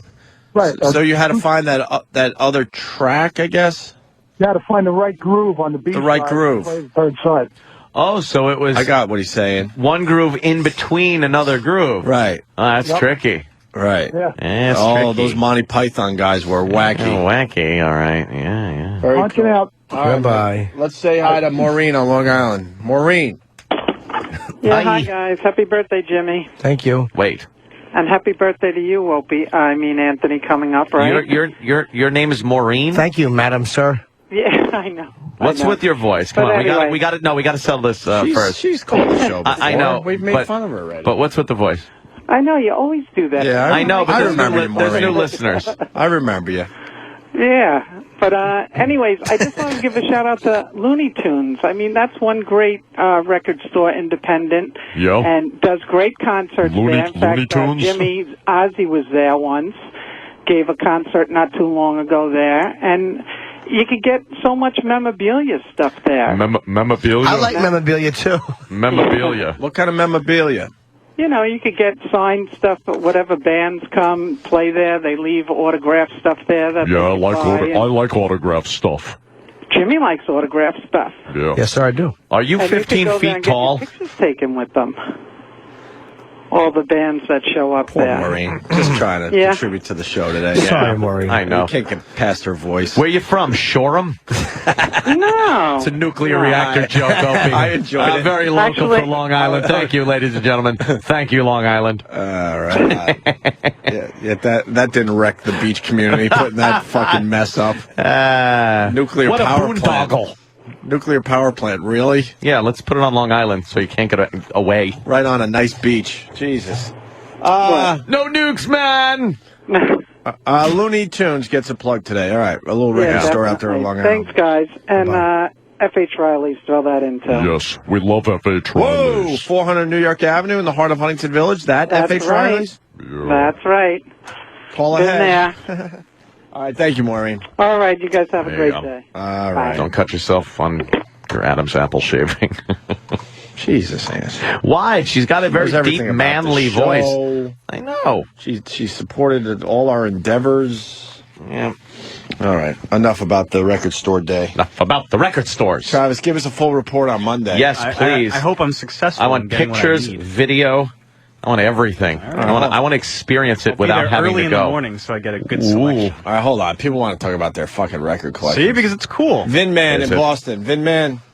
Hey, what are you doing, guys? All right. Yeah, they always used to do the special things with first editions. That's what it was. The first year they printed them, like Jimmy was talking about with the Kiss albums, with the books and stuff. Yeah. They don't do any of that stuff no more. You know, it's all the first edition things. That's what's cool about them. You know, that's why people like to collect those. You know. You're right, but you know what you trade off for those cool booklets, which I did love, was now you can just get it in 30 seconds, and it doesn't lose quality over years, and it doesn't skip, it doesn't break. Oh, absolutely. So it's like a big trade-off. I had to go back and rebuy all my stuff on this CD, and now you got the better. You know, now like they took the CDs and they made them like albums. We used to burn a tape and put the album away. I'll burn a disc, you know, so it's definitely changed, but there is a market out there for people that collect the stuff. You know? I love people are still the digging that cassette-to-cassette copiers. where Remember you could- that? High-speed dubs? High-speed dubs, but it was only twice the speed, remember- right? Yeah, something like Yeah, that. remember those? Maybe 3 times the speed. Yeah, high-speed dub was great. By the way, Thanks, you know, Vin Man. you know what I like to collect? I like to collect cherry darts. We have not been promoting cherry darts at all, and we Wow. have it happening. How about if you buy lawn darts? Get the old lawn darts, huh? Very good. We have to start promoting cherry right. darts. Yes. Or we are going to be embarrassed. We have to get girls Yes. in here to have cherry darts thrown at their assholes. Yes. Yes. When are we doing this? When is this? What's the prize? What's the thing? What's the deal? We have had a promo running, but we haven't talked about it. I don't have the info in front of me, so we could do that my after break, I guess. God, I think it's man. April 27th, but I'm not positive. Yeah, 27th or 28th. It's for an iPad, people. Yeah. Are you kidding me? Yeah. For an we got- iPad? Yeah. Oh, all right. That's Sponsored righteous. by 2 iPads, right? Sponsored by Steven Singer. Yeah. So you'll have a very limited edition Opie and Anthony iPad Oh, isn't it going to be bejeweled? Bejeweled. It's all right. bejeweled. With a custom Diamond Wow logo. Whoa. that's cool. That is pretty cool. From Steven Singer? Yep. And it's going to be Nice. Tuesday the 27th. So we need couples. So if you guys are out there and interested in becoming a part of Cherry Darts, please get in touch with this radio program. And here's what it is. It's, the girl comes in with her boyfriend or significant other, whatever the fuck it is. And the guy takes a cherry dipped in a little bit of whipped cream, so it leaves a little mark. And he steps back and gives a little dart shot. Boom! As she's bent over a couch. Trying to hit where and the he's poo trying to hit comes out. the bullseye. Where the poo comes out. As she's on her knees, bent over a couch. Yeah, where the duty comes out. He's trying to hit there. And Old brown eye. closest to the mark wins. So I would suggest the girls make sure they have a dirty asshole. So you can see the A target little better target. Well, you Make know sure you have a something? little dirt in there. I think some guys could probably use a Sharpie and color it in a little bit. That would be good. Make a circle target. You could do whatever you want. Oh, I would say. That would be really funny. Anything, but you can't put a funnel in her asshole and then throw it into the funnel so you instantly get a bullseye. Didn't we have people betting online or something, too? Like, I threw for somebody Oh, yeah. There was something happening where people online were contributing somehow or betting. It was some. We just took a few phone calls. Was that what we were Something doing? about betting. There was betting involved. Yeah, Some bet or betting. Like it was a betting like, bet like a bet like bet. I think to get the rest of the country involved, we had some giveaways for other people around the Oh, country. right. Yeah, I don't know if we have that this time, and we could always give people stuff out of our prize closet if if you feel like doing All it. right, let me go back to this. Ed in Jersey. So how do they get a hold of the show? Yeah, how do they? They could email the show. They can call. But how do they email the show? I don't even know how to email the show. Yeah, really. Have them contact me at Danny@opieandanthony.com. Perfect. Put cherry darts in the subject line. Just keep it at that for now. Danny at opieandanthony.com. Subject cherry darts. Ed in Jersey, what's up, buddy? Yo, what's going on, O&A? Hey, Ed. Hey, Ed. I hear you have a Kiss collection. Yeah, this collecting this vinyl shit is just all bullshit. I've had these Kiss records that I thought I was going to have a retire off of, and I look on eBay, they're worth like $5. Yeah, the vinyl's worthless financially. What do you have? What are you doing? Well, I got Kiss. I got the Love Gun album, and I got all the solo albums with all the posters that make a big giant puzzle poster. Right, yeah, another one. Sounds great. Yeah, they're worth like hardly anything. Are they opened or no? Nah, they're opened. You know, I've opened them and looked at them. Never played the record or nothing. You live in South Jersey, don't you? Yes. Yeah. Yeah. I know accents now. You could tell that one. That is almost a Philly accent. South Jersey is How a close to the New border Jersey are and you? Philly. Yeah. You know, I'm 5 minutes from the bridge. I'm right there. In, Okay, right you're there in basically Philadelphia. Philly. I hear the Philly accent. Yeah, unfortunately, a lot of us fucking collect shit as kids, and then you realize it's worth nothing in the end. Dude, I thought I was going to buy a house with them eventually. I've had them for so long. You never even touched. The Love Gun album comes with this cardboard cut out of a gun. Yeah, you know what? You get money if the plastic is still on them. Yes. You don't have the plastic still on them, right? No. Where it proves they've never been opened or Who touched. thinks that far ahead? Exactly. Well, we were looking at, was it a physical graffiti unopened? Yeah. $250 online. You have a few of those. That adds up fast. Mm-hmm. Yeah, who keeps that shit for that long and doesn't open it? I know. If I had a bigger place, I'd want those things for the posters and stuff. But it's like, You know what? it's all gettable now. Independent record stores were my friends when I was making no money in radio. I'd be the part-timer, and a lot of this stuff that, you know, like little EPs and things that they only made for, you know, radio stations. Yeah. Oh, man, you'd collect that shit and said, do not fucking sell on it and everything. Oh, boy, the independent record stores ate that shit up. Little 45s and stuff. I would bring piles of that stuff to record stores. So Look at you. So I could pay my bills and eat. You're like Oedipus Jr. Yeah, I forgot. But I mean, it was always something really, really cool, like a live song they only gave to record, you know, stations, whatever. And after it was played on the air for a while and no one gave a shit anymore, I collected all that stuff. Take it down. And I'd bring piles of that stuff to independent record stores. Gotta pay the rent. They still do that. I can't tell you how many like CDs that I've bought 2 weeks ahead of their release that had, you know, the little hole punch. Yeah. In the, they try to in punch the barcode. They're obviously from radio stations. Yeah, they punched the barcode so they can't be resold. But fucking independent record stores will buy them Put a off. stupid price tag right over. Now it is highly illegal now, man. They really look into all that stuff. But like Ann likes to talk about, it was like the Wild Wild West in radio back then. Yeah.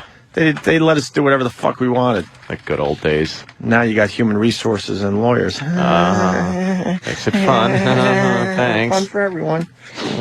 All right, speaking of music, this should be mentioned. Soundgarden plays their first show in 13 fucking years tonight. Damn.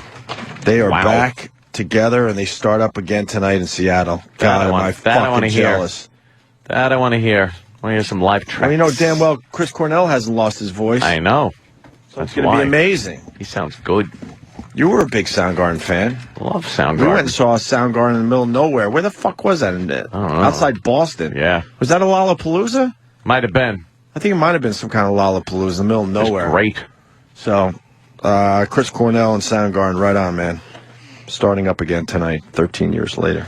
I want to see hear some bootleg live from some of these shows. It'll be all over YouTube by tonight. It's fucking. What happened? What is he? Come on, get lost. Where's he? What's wrong? James Cameron? Yeah. What's he doing? His hair looks different. He's looking very business. What's he doing? I mean, his movie's out. It's done. It's on cable. It's on Whatever he's demand. saying, I'm sure it's important. Yeah, he's a very caring man. It's coming out on DVD. Is he going after some ship in one of his submersibles? Like, what does he do? I can't tell sometimes if it's a movie or what. It's like, no, he's really down there by the Titanic. What's he doing? I don't know. His brother is He's an adventurer. He builds all that stuff. By the way, like his brother is like is genius. Also, he works as he builds like submarines and like all sorts of like underwater probes and stuff. I wouldn't trust a submersible that my brother built to go down to the Titanic or something. Apparently, he's like super genius. Yeah, yeah, super genius. The whole family. Yeah, it's just ridiculous. I'll take the genius. Whole family's a bunch of go-getters. Yeah, assholes. Anything worse than a family of go-getters? Super genius. Oh, Jimmy, that stunk. All right.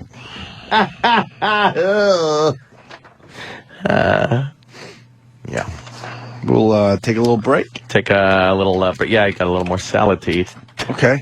Anyone coming in today? No, I don't think we got any guests. Ian Halpern? Glad calling. Yeah. Ian Halpern calling in at 8 o'clock? Jesus. He has something going on that... Does he? We don't even... Can we explain the Ian Halpern thing after the break? You try. You give it a whirl. I don't understand what's going on. No idea. Also, I think they're going to run in Kenny's fucking demo for Hits 1. I think they told me 7:30 today. Because Kenny's jealous about Sam doing overnights for Hits 1. Who isn't? And he's very obsessed with Sam on Hits 1. So we said, Kenny, why don't you fucking do a little demo for Hits 1? This high voice. Here's Sam right now. Sam, we're going to break, but what's going on? We're going to have that? Sam Roberts, as they call him.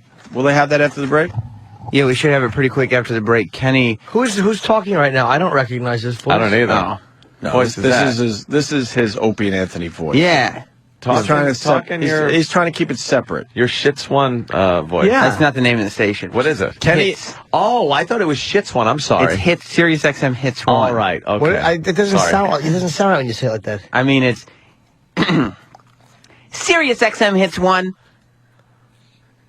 Kenny obsessively was telling me this morning that your voice is now just cracking. Yeah, you're going to hurt your voice doing that, I bet. He listens to you every I know morning. he does. And he was very disappointed that you didn't talk up the Bad Romance record this morning from Lady Gaga. He thought that was a perfect opportunity for you to say a lot of stuff. Well, Kenny has said a lot of stuff, and he tried out a new voice. What do you mean? In this demo that he's done? Oh, he's doing... he's got a voice. Oh, really? Yes. Look at Kenny walking down the hall with some swagger. Kenny is now entering the studio. Yeah. Kenny, you were telling me this morning that his voice is now just cracking. Yeah. Oh, it's only been a week and he's finished. That's true. Why is he finished? He's falling to pieces. Did you hear one of his breaks this morning? Yeah. Did you know? What's his name? I'm not gonna help you. I'm not gonna help you. Who's the guy? Just tell me. Don't tell him. No. Charlie Sheen. The press. Wait, do it as Sam. What's wrong with you? You forgot your own bit? Yeah, what are you doing? Hey! Oh, God. The press thinks Charlie Sheen's crazy because he shaved his head. Did you ever think he just might be hot? Did he promote his Twitter after that? Yeah! Tell me what you think on Twitter, notsam.com. Can he forget his own bit overnight? I know. What's wrong with him? What happened? I'm a little out of sorts because I just had to do a thing. Oh, you're doing a thing? Yeah. All right, we'll take a break and we'll try this whole thing after the break. Well, no, you're going to have the real thing after the break. What's the real thing? My thing. Your tryout for Hits 1. Yeah. Will be after the break. Yeah. Yeah, it should be. Should be? Yeah. All right, so then why don't we break so we can get into this? Okay.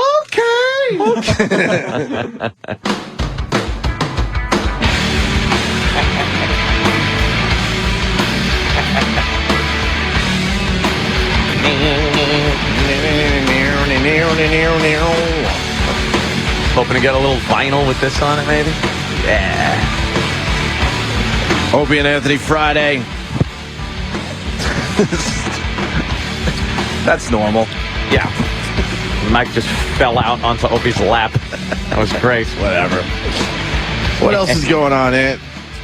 Anything you want to get off your chest today? I don't know. I'm pretty... You're good? I'm pretty rage-free for the moment. That could change, of course, like the flip of a switch. But, pretty rage-free.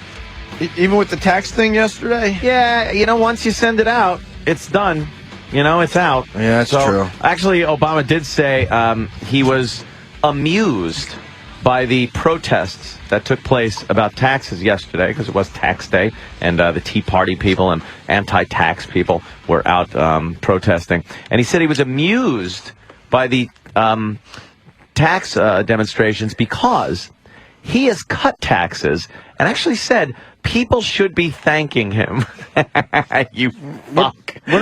People should be thanking him. When are we going to notice that the taxes were cut? Oh, I didn't notice. Well, we're not going to. I didn't notice. Apparently, if you're one of those people that have to pay rent in the homeless shelters now, you might notice your taxes went down. Everyone else is rich. So you know how much money Obama made last year? What was it? 5.8 mil? How does he make that much? I thought a president made 200,000. 5.8 million. They do, but they have other ventures. They had other shit going on. They always have other ventures. Oh, book sales, right. And then it's his, And then how much in taxes did he pay? 1.8. 1.8, and he's not outraged by that? He's outraged at the president. He should be outraged. He dropped the N-bomb. He should be outraged. He doesn't pay for anything, though. It's like I know. housing is free. Yes. Meals are all free. Clothes are free. Government-assisted housing. Medical care is free. Yay. Free. Just gets to bank all that shit. Yeah. Yo. Spends nothing. Trying to find a story. I try to have an open mind to art, but some of this stuff is just horseshit. Yeah? Oh, the art? Yeah, at the MoMA. MoMA, the Museum of Modern Art. They got MoMA. They got naked people. It's not the MoMA. Standing around at the MoMA. Yeah, that's art. And they said no cameras allowed either. Oh, here it is. Okay. If they're so uninhibited as to being able to have naked people as art in MoMA, then don't be inhibited and let people take pictures. Fuck it. Go for broke, motherfucker. Naked art exhibit draws touchy crowd. Grope dopes inside MoMA. Grope dopes. Now, Gropey and dopey? What? Now, if this is if this is the art display I'm thinking of, I was at the MoMA because they had the what's his name from Alice in Wonderland. I can't remember his fucking name. They had the, Johnny Depp. Thank you. They had a Tim Burton exhibit, so we went to MoMA to check it out. Was it dark and gothic? It sure was. Of course Anthony. it was. It sure. He's so goth. Was. And they had this art display where they had two people standing. Art Vandalay? Oh, I thought you said art display. Okay. Art display. All right. I got confused. And they had these two people standing in a doorway. And you had to kind of walk through to So get. wait a minute. They were kind of in the doorway as part of the doorway? Yeah, but they were fully clothed, and you're like, what is this? And someone's like, oh, that's art. Is it? It's art. And who's the other person? Yeah. It's art. And Phil. And they don't acknowledge that they're in a room with other people. They're kind of like doing the statue thing, sort of. Yeah. But you, as just an art observer, you're trying to get through the doorway so you can see some other art. And it's just a big fucking hassle. So you can see real art. So you can see real shit. Yeah. People standing But someone's there. like, oh, no, that's art. No, they're autistics. So now I'm thinking they took it to the next level, and they are now making those people take their clothes off. Because I didn't see them naked. Yeah. What is that? Is that a tit shot? What did they do? They blurred it out. Barely. Did they? What paper is that? I don't know. I'm always game for a tit shot. Anyway, hands off the artwork.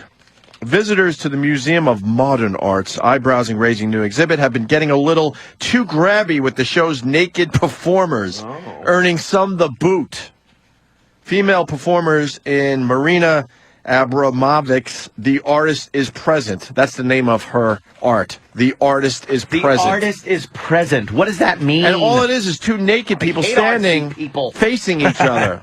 And I think you have to walk between them to get to shit in the museum. To bump into his rod. He's about 1.5 to 2 feet away from this naked broad. Yeah. Who looks like a real greasy hippie chick. Yeah. Look at her greasy hair. Wow. Yeah. And well, she's been standing there for 2 straight weeks. If you hold the paper away because it's pixelated and squint, you could kind of see what her titties look like. That'd be good enough. They're to not bad. Whip out a batch, right? I'd have fucking jacked to that picture like years ago. Can you imagine how much trouble you'd get in if you took out your dick and just started jacking right there, looking at them in MoMA? Or if you took your clothes off and just stood there naked with them and said that you thought you were allowed to as part of the art. Yeah, just say that's my art. That's my art. My art is to be naked with the other art project people. Yes. I'm a combination of these two. I have a penis, but I also have man tits.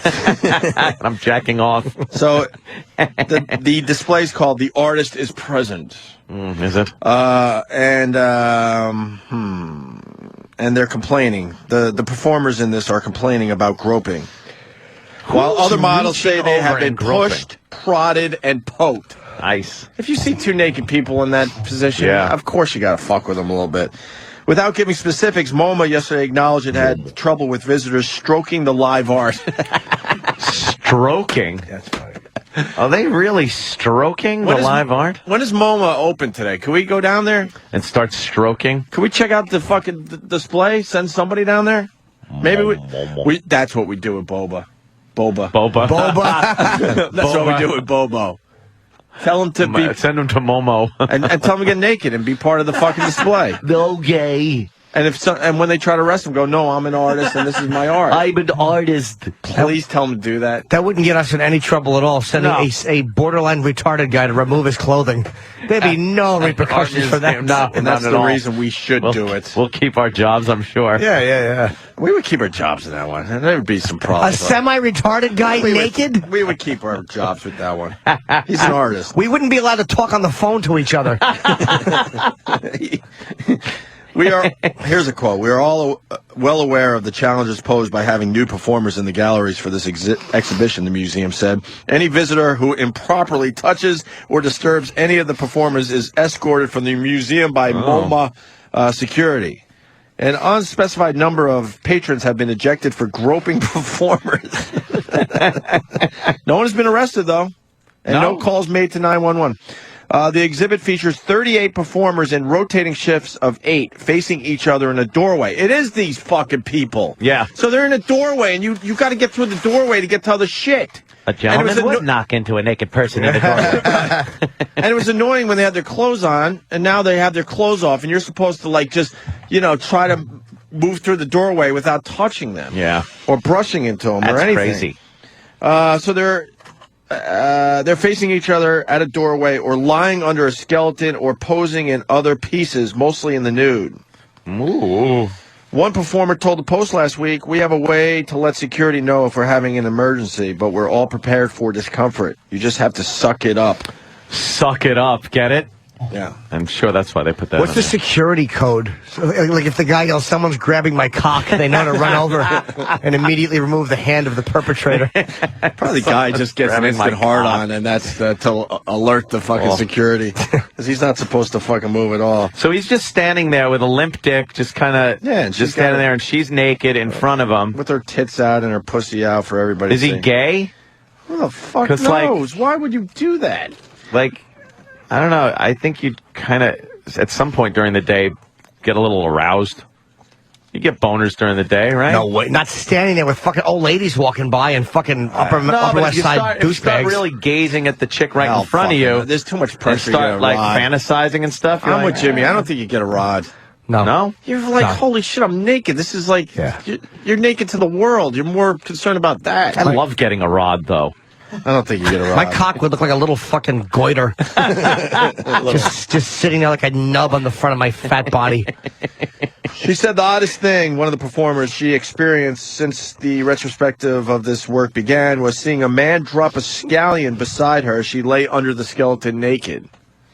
What? Yeah, scallion? These art people are strange. He said he wanted to add a little bit of life to the work. One of those onion things that you chop up and put a scallion. Yeah, the art world is fucking... They are fucking dumb. Filled with a bunch of weirdos. They really are a bunch of dummies. Guards asked him to leave. For a scallion? Yeah. Why? Just leave. Because everyone thought it was her vagina. They stayed away. An old onion pussy over there. It smells a little like balls. You know she has. You guarantee she has a giant bush too. Oh, you got to know. Yeah, there's no shaving going on there. She looks like a hippie chick, greasy hair. It's got to be a big giant. What, boosh. if you're in an art museum, you don't shave, right? A big boosh. If you're going to be a nude model, you don't shave. Of course not. Here's the guy. He says, it can be a little sketchy. He's 31 years old. He teaches Pilates when he's not on display on the 6th floor. Sometimes there's that feeling like, oh, this is a little gross, and then it's gone. So he's got the perv. He's looking at his fucking gag. Yeah. He said he's also definitely gotten pushed. Yeah, because you want to get through the fucking door. Nothing aggressive, but sometimes people seem to think they have to enter and exit with force. Oh, enter and exit with force. Yes, you do sometimes. Was he pink-socked on an exit once? Sometimes people who are larger push past you, but you just step back into place, he said. Yeah. So they're annoyed because people are trying to get through the doorway, and they're standing there naked. And they're naked, so they're annoyed that people might be bumping into them. And then and there's someone calling this art.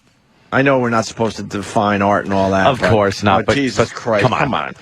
I like to put itching powder on the back of my hand and accidentally brush his cockhead on the way through, and then watch him fucking suffer for the rest of the day. Or some Ben Gay.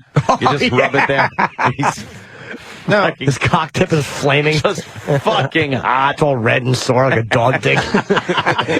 Then someone else comes over and puts their mouth on it and helps him. Yes, of course.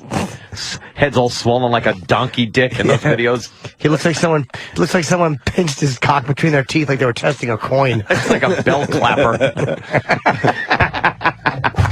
Let's go to the MoMA Museum and just mock the guy. Would they throw us out for mocking him? I think they'd ask us to please leave. How about if you grabbed his cock and you said, "Oh, I thought it was the Homa." Sorry. Very good. There's the line. I wonder how much trouble could you get in if you didn't touch him, but if you just knelt next to his penis and went, "Hey, please leave." You'd be told to please leave. Or if you leave just, the premises? Yes. Or if you just knelt down there and like a foot from his dick and started screaming, "Holy shit, that art looks delicious." or if you knelt by her and started yelling, "Fish art, fish art." I would like to kneel in front of her and just blow gently in her pubes to see if you could part it and see her vagina. Yeah. No, hot, like. No, you bring one of those things that you clean your keyboard with. The little air thing. Just hopefully the little fucking thing doesn't shoot out the front, because then the straw hits her pussy and you get yelled at for like almost an assisted rape with a straw. Would you guys like to hear the boot camp they went through so they could stand there naked? Oh, they had to get some kind of artist boot camp? A mini boot camp. Oh. For 5 days, they led a monk-like existence. Did they? Wow. Fasting, not speaking, and not reading, while doing exercises designed to help them develop... Jerking off and throwing shit at each other. Oh, monk. Exercises designed to help them develop self-control, including bathing in an icy pond. Oh, yeah? Walking in slow motion, and counting grains of rice. Is that so he wouldn't get a boner? This is the art world, man. Counting grains of rice, I guess that's just so you can occupy your mind or something? Yeah, that's good. You can't count them falling out of a chick's ass, though. That would be sexy. Ew, just watch one grain at a time tumbling out of her asshole. Can I say it again? No, it's good. I like the joke part two. It's like the remake. Yes. A reimagining, as Hollywood calls it. I did one for safety. Do the joke once and then see, I'm doing it again. It's okay. I can hear that joke. I don't care. Many times as you want to say it. I'm here for you. Elk. Her name's Elk. What? A 35-year-old performer called the show a welcome test of self-discipline. She's 30? 35. 35. She got pretty nice titties. Even if she occasionally cries while lying under the skeleton. She cries. What's this under the skeleton I don't know. part? I don't understand Why that does she either. cry? Because she had dreams of doing something, and now she's naked under a dead thing? What is she crying for herself? And a guy is dropping a scallion on her fucking rank pussy. Exactly. Sorry, madam. I thought your cunt was a Reuben. Right. Reuben. I was trying to make a stew. She found out the skeleton was really Larry King. I never feel awkward. I'm art. I never feel awkward. I never feel strange, she said. Even when teenagers laugh, I never feel laughed at. Because Marina, I guess she's the one that invented this art. Is it? Is there on the second floor. You feel like you're part of something bigger. Man. Bigger. All right, let's go to the phones. I don't understand. A few people have seen the. A few people have seen this. Let's go to Footer. Footer, we start with you, buddy. Yo, what's up, guys? Hey, there was this fucking like little museum thing. They took an old school like hotel and they would turn each room into a museum. The fucking idea was really cool, but they were so art fucking stinks. They would have like a room and you'd walk in and it would be all fucking green and it would be like, guess what it would be called? The green room. Yeah. Right. Then the next one would be like light bulbs and like every room would be like just all like light bulb light. Another one was called Piggy Mask Blowing Businessman Room. But anyway, yeah, art stinks and always comes around. Watch out, boys. Wait, Footer, hold on. What were you supposed to get out of the green room, though? You walk in, it's a green room, and that's when you wait. That's when they have you wait to go into the other rooms. Showbiz. I went into a museum Malmo years ago with this girl from Vegas who came in to see me, and it was actually kind of cool. Yeah. And I'm not a big art fan, but it was like, it was nice to walk around. I am so not a fan of art. Like I could appreciate if it's on my way somewhere where I'm going, but I would never go out of my way to see art. The MoMA's not bad, Ant. I have no culture. There are times where you'll catch yourself looking at something like you just like, I don't know why I like this. Yeah. But I do. Like it's sometimes it's weird or it's colors. To me, I mean, there's something for it. Like you look at it, like fuck, I could kind of look at this for a long time. I don't know why. Some of the paintings, the portraits and stuff, it's like, how the fuck they do that? Yeah. Man? It looks like a picture. Let's go to Chris in upstate New York. Chris. Hey guys, what's up? Hey, Chris. Hey, listen. They had the display of a woman. She was up on the wall, sitting on like a bicycle seat, so you really couldn't see it. And she was fastened to the wall about 10 feet up. And she was massively unkempt and had some like horse-eye titties. So she wasn't much to look at. There would be no jacking in that room, believe me. Oh, but it looked like she was hanging on the wall? Yeah, she looked like she was hanging on the wall. And she every now and then would like move so you know that she was alive, but she would hang there forever. Everybody's kind of staring up her bush, the whole thing. She really had a nasty bush? Oh, please, man. But what does that mean? Like, what does that mean in the art world? What is that You supposed just to don't do for get you? it, man. It means people in the art world don't believe in razors. I think some things are just cool to look at. Like, I think sometimes art is just, hey, that's kind of cool to... Just something to... Yeah. Yeah, but you know what else? The weirdest thing about the whole exhibit was that this Marina woman, she was holding staring contests. So you would go in and people would line up to sit there and stare at her until somebody broke the stare, and then they would lose. She sat there all day long staring back and forth at a Arm wrestle, too? What the fuck is that? Is that art, too? Right. A staring contest? All right. Hey, did you see the exhibit we just talked about? It says you did on the phone or no? Yeah, I did. Yeah, that's one. I guess that's... Oh, that's one of them? Yeah, one of them. Oh, I thought, hanging okay. on the wall. Okay. There was a lot of them. Did you go through the doorway where they're naked? Yeah, the doorway, there was like different exhibits on different days. But the day we were there, the woman was hanging on the wall, there was a staring contest, and the people were standing naked in the doorway. Yeah, and you have to go through the doorway, right? It's a big problem for everybody. I don't think that guy was complaining about being pushed. I think he was complaining about no push back. You know what I mean? Right. All right. All right, Chris, thanks. Let's go to Jeff in Cleveland. Jeff. Yeah, I listened to an interview with a guy. Part of the art exhibit is that you're supposed to pass the doorway and the people are so close that you have to touch them. You have to come in physical contact with them. It's part of the art to decide which way you're going to face. Whether you're going to face towards the guy, whether you're going to face towards the chick. So these people don't have any right to complain they're being Pull your dick out and rub it right across her vagina as you're going in sideways. Excuse me, pardon me. And you're rubbing your ass against his penis. And you see, I'm a piece of art. I'm called the Lucky Devil. Why don't we all go there in sweatpants and just get tense? Just keep going through the doorway until pre-cum soaks through and they have to look at your big wet spot in the front of your... Or how about a pair of spandex? I recently stole a pair of spandex. I had to wear them on the set. I had a harness. No, you didn't. White bike shorts. Whoa. I love white bike shorts. Go there and show off our crowns. Our crowns. Why don't we get the kid from Philly to puke on the art exhibit? Oh, that would be art. From earlier this morning. I just wish people in the art world were as supportive as what we do, like, as they want us to be of them. It's like the amount of freedom that those guys want to do nudity, and it's like, I'm all for it, or to express themselves with unpopular thoughts. And yet, those people never come to the defense of people they're the who first say ones things. to, oh, that's blatant hate speech. That's this. That. Shut up. They really do want their own freedom of expression, and they never want to come to anybody else's aid. It's very irritating. Yes. Tis. Well, you could go down a MoMA and see that, I guess. Yeah, so that's. I don't even know where MoMA is, by the way. It's close to here. Yes, it is. Real close. I am not a cultured man. It's not on West End. No, it's right off 6th Avenue.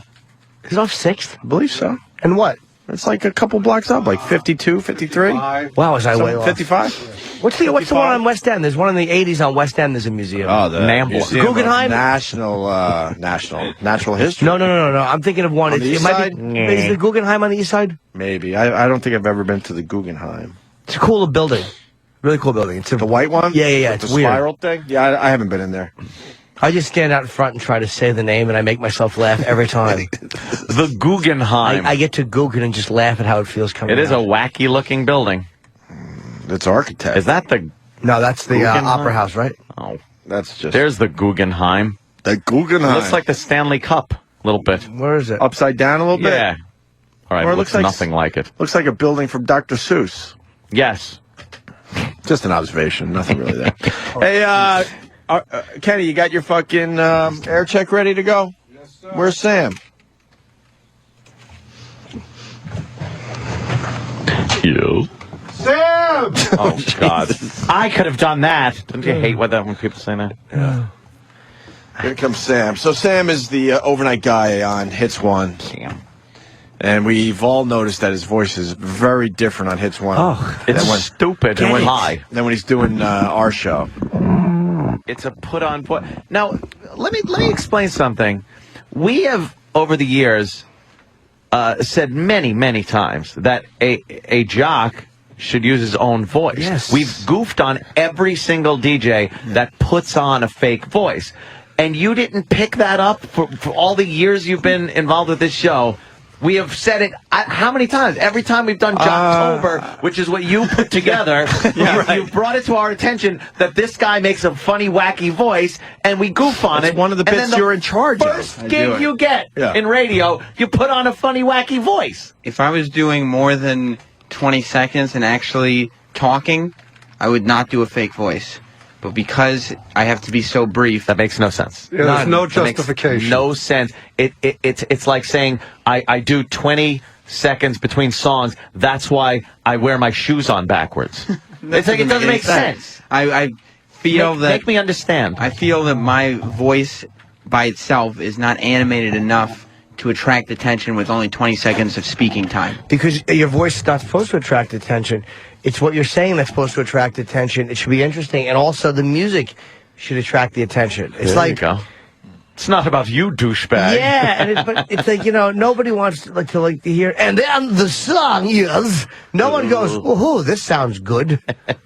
Yeah, you think that's the part of the channel that people like is when they hear the person talking? No, that's why it's so brief. Right. So why not just use your regular voice? Because I'd like to be memorable. Really? Yeah.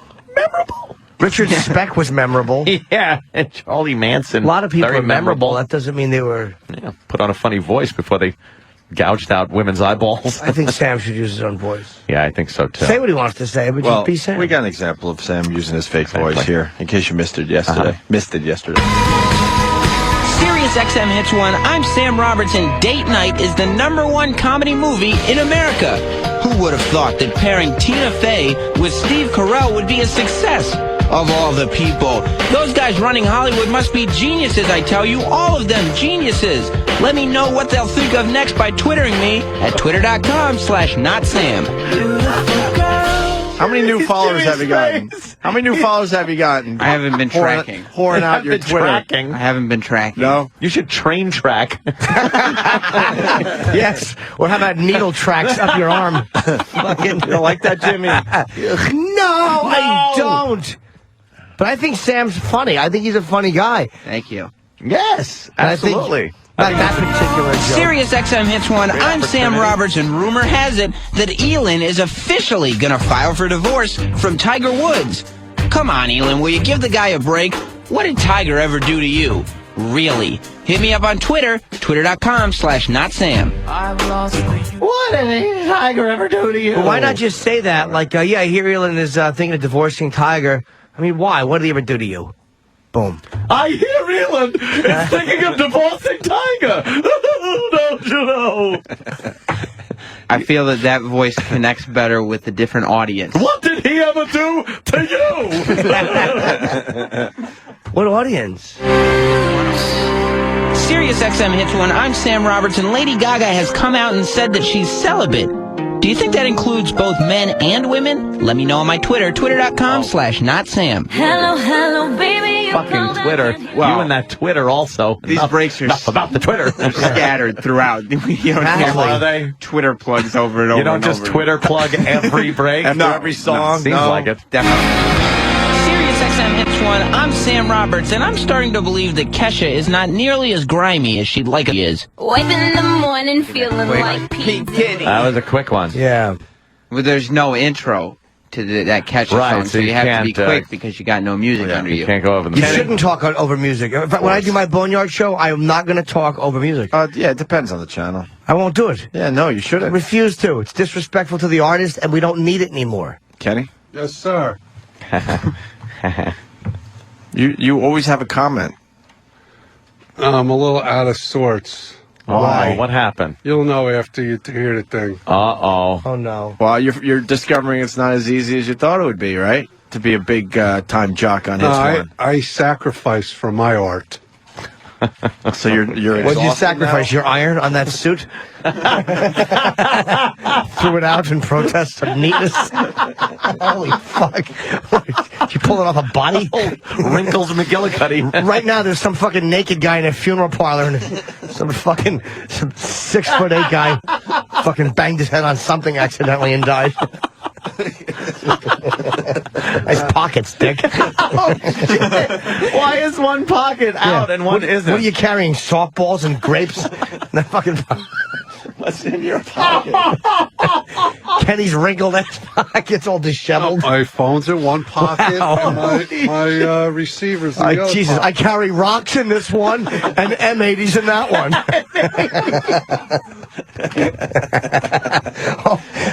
I've never seen such wrinkled ass suit pockets. That is a wrinkly suit, Kenny. Holy shit. Oh my God. What the fuck? Oh shit, you're killing me. Oh, can I see the back of the suit? I just want to see No, this. Oh, of course it is. What? Look at the crease on the bottom. Creases and lines. Oh, what a giant suit that is, too. It's a giant man's suit. I know. It's fucking should be 5 guys stacked on top of each other. A Scooby-Doo episode in that fucking suit. It's 52 long. 52 long. Yeah. Jeez, God wow. You are a large gentleman. Yeah. Can we have Travis put on your jacket? No, thanks. He tried ironing it. The iron ran out of steam before it got all the way up. That's why it's wrinkled on half of it. It would look like the end of Big. Yeah. When Tom Hanks goes home. Walking back to the house. You want to let Travis just Yeah, put it on? let him put it on. He's not that dirty. Come on. It'd be What's fun to wrong, watch. It'd be cute. Does it go against some kind of OCD thing you got? No. Yeah. It does, right? Yeah. What's the OCD thing? Yeah. Do you have pit stains? No. No. You know that Kenny calls Jimmy every morning at 5:30? Yep. Uh-huh. His OCD is so fucked up. What do I hear every morning if it's 5:30 on the nose, Kenny? Good morning, James. 5:30. Just want to make sure you're up. And that's it. And Jimmy obviously says thanks, and that's it. So This it's the morning, same exact conversation. This morning it was 5:32. Now, wouldn't you think it's still 5:30 technically? Yeah, definitely. Kenny, what'd you say today? After hearing what you just heard a million times, he changed it up because it was 5:32. Go ahead. Hi, James. I just want to make sure you're up. He didn't add the time? Because it's not the time. It's not. I go, why Kenny, didn't you why say not? it's 5:32 then? Yeah, I go, Kenny, why didn't you add the time? He goes, because that would be lying. I want to see something. Now, I believe Kenny, but I do think Kenny's OCD is a powerful tool. Yes. Now, I send him a text sometimes to let him know that I'm up. Because a lot of times I am awake. Right. I get up and I'll just send him one. I won't write anything. I'll just put like a bunch of G's or like, and I just send it so he knows I'm awake. Acknowledgement. Right. But then he called me like 2 minutes later, and I'm like, you didn't get my text? Which, again, in my iPhone is shitty. but I'm hoping that it didn't go through and his OCD didn't propel him to call anyway. No, I didn't get it. Okay. Oh, you didn't get it. But, but he changes it up because it wasn't 5:30. Yeah, I was delinquent by 2 minutes. I was wrong. Damn. And now that'll be a problem sometime today. It's an estimate. It doesn't have to be. That will be a major email to everybody. 5:32. Is that a sorry email to everybody today? 2 minutes is vital time for you to prepare. Well, 2 minutes is a long time when you're laying in bed. Sometimes I'll look at the clock and be like, I'm just going to stay here for 2 more minutes. Yeah. Yeah. All right, let's get to your... Yeah, Kenny. Let's get to You screwed Kenny's up. Hits 1 demo. Does this need a setup, or do we get right into it? Just go. He wanted to more suit what he thought was the demo I was after. Jimmy just made me look at Kenny's suit again. He just, his eyes, I looked at Jimmy, and Jimmy's eyes just went over to Kenny's suit like, hey, join me in looking at his wrinkled suit. Those fucking pockets are sticking out. They're like fucking cloth animal ears.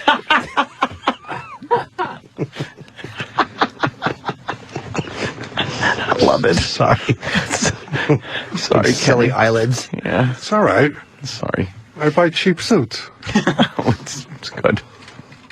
Sound of Generation Now.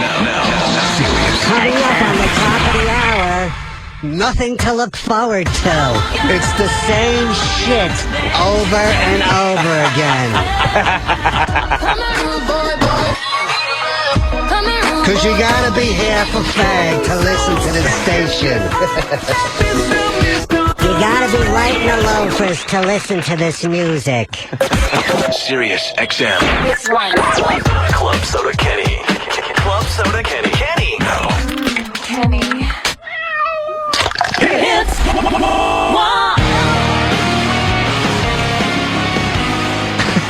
Jesus, Kenny. Kenny, that's what you think of the channel? Don't listen to the whole thing first. All right. Yes, Sam. No, listen to another break before I explain anything else. He intros Sade. Yeah. I don't know if that's the right order, is it? Yeah, I think so. I don't know.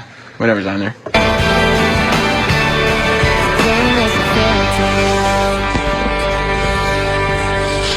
Hi, I'm Club Soda Kenny on Sirius Hits XM1.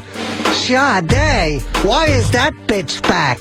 Nobody cared about her since 1984 and Smooth Operator. I've lost the use of my heart. And you're mocking Sam's high voice. Right. Well, just to make it obvious for everybody. The sounds that are coming. Let him guess. What? Don't give it away. His voice. What about it? Listen. Well, no, I mean, we should. He was inhaling helium balloons as he did it. I thought it was actually an electronic effect. No, he brought it. Instead of doing that, he brought a helium. Now we understand why you're out of sorts. You know how much fucking helium I just bought? Oh shit! He brought a full tank in from home. I noticed because one he did was really high. Right. So that's a different. You had more helium. See, you were inhaling off of a helium tank? No, but we filled up balloons. Does that get you high or no? That doesn't, right? No, but it's not. That makes you feel like a jerk off. Why? The thing is, if you keep doing it, you're depriving yourself of oxygen. So it fucks you up. Helium doesn't replenish the oxygen in your bloodstream. He did it for like 15, 20 minutes. Oh, fuck! You really... Well, he couldn't make himself any more stupid. Now we know why you're out of sorts, Kenny. Exactly. Yeah. All right, let's do, Wow. Let's do another one. Selena Gomez.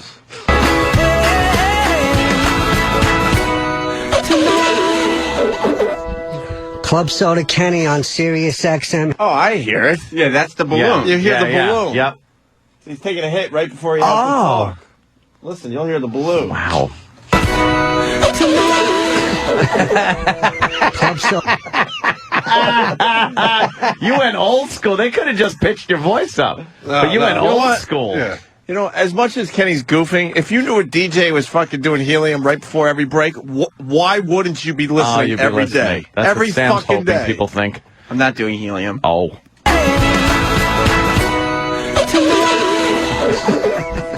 Club Soda Kenny on Sirius XM Hits 1. Selena Gomez is on a European tour. She's only 17 now. That's legal in some states, but on July 22nd, she'll be good to go.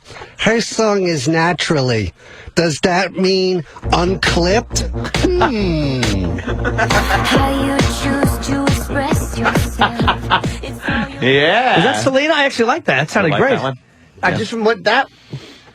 It's a big hit. Yeah. What's the name of it? Hey, Sam knows now. Oh, you just said it. That's good. Sam knows all the big right? hit songs now. All right, Kenny. You got Very good. Very No unique wall. with the helium fucking puffing before every break. Do we have any more of Sam? I'm in the house. Club Soda Kenny on Sirius XM Hits 1. Michael Bublé. Who the fuck is Blay? I don't know. Haven't met you yet. Bublé. That's funny. How you pronounce his name? Oh, it's Bublé, Yes. right? Yeah. Yes. I like Blue Blay better. But the joke doesn't work if he pronounces it properly. Who's Blay? I mean, come on. Yeah, you can appreciate who's Blay. I don't know if these jokes would fly. Why? On Hits 1 is It's the problem. 3 in the morning. I understand. Yeah, 3 in the fucking morning. Exactly. This would keep the people listening. What if there are children listening? They take it a little too So? serious over at Hits 1. They'll It's like not too his funny serious, it's voice. just- The kids will just laugh at his funny voice, but they won't listen to what he's saying. What if they say, "Mommy, what does unclipped mean?" She'd say it's like your father had something done to his penis. The gardener did not. So the gardener is more likely to get penile cancer, but he fucks me better than your father. And the kid will say, the kid will have 30 questions. The gardener gets cheesy deposits. Yes. Daddy's head is clean, but never in me. Mom, we live on the 14th floor of a tenement. Why would there be a gardener? She said, well, this is a hack joke, so we needed one. Boo.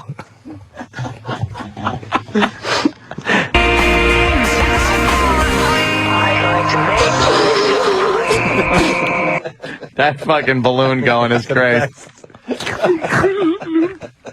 Jesus, Kenny. I'd like to make this planet Earth turns slowly. It's hard to say that What are you doing? stay awake when I'm End the fucking song already. my dreams are bursting out the Oh my god. Club Soda Kenny on Sirius XM Hits 1. Hey, do you think Kelly Clarkson is fat? I'll let you know after she sits on my face. Nice. Come on, man. This is perfect. On my face. This is really funny. You don't want to insult the artist or be explicit. Oh, why not? Kenny did both those. The artists don't even acknowledge you exist. So How's that insulting? Well, she might find it offensive that you asked her to sit on your face and possibly called her fat. Sitting on her face is doing her a favor. What about the fat thing? You have any more helium, Kenny? Yeah, we got a whole bunch. Are you feeling lightheaded, though? There's bonus tracks, too, that I didn't think was good enough to play. Well, we cut some of Kenny's tracks because he started doing a high voice and then realized he was on helium, so he didn't need to do a high voice. Oh, really? Yeah. I say play them. They're quick. Yeah. Where are they? Well, I mean, we could go get them. We don't have them. We gave you the best. Oh, you're just saying they weren't... They weren't as good, no. No, they're terrific. Yeah, he's just cock blocking. They're really not as good. He's cock blocking. Let's say hi to Kevin the trucker. Kevin? Hey, boys. What's up, Kevin? Hello. Yeah, have Sam do the helium and see if his voice goes so high that only dogs can hear it. Unfortunately, yours didn't. Exactly. Yikes. All right. Thank you, sir. Do we have no more Sam breaks? I mean, I can get you more. Yeah, we did all the Sam breaks. Damn it. I got more from today. I want to hear the one that Kenny told us about. We'll hear today's. The How long does it take to get them? I get it in 5 minutes. I got them pulled already. I just need to burn them. I want to hear the Charlie Sheen one. Okay. Go burn them. We can play Norton's mental thing. Promo that the boys came up with. What's that? And you know what? We never played the soccer prank. Oh. With the guy complimenting the host's bulge. Oh, yeah, we were going to Remember, do that, and then we we started on that. and rudely then interrupted. Something else was going on. But first this.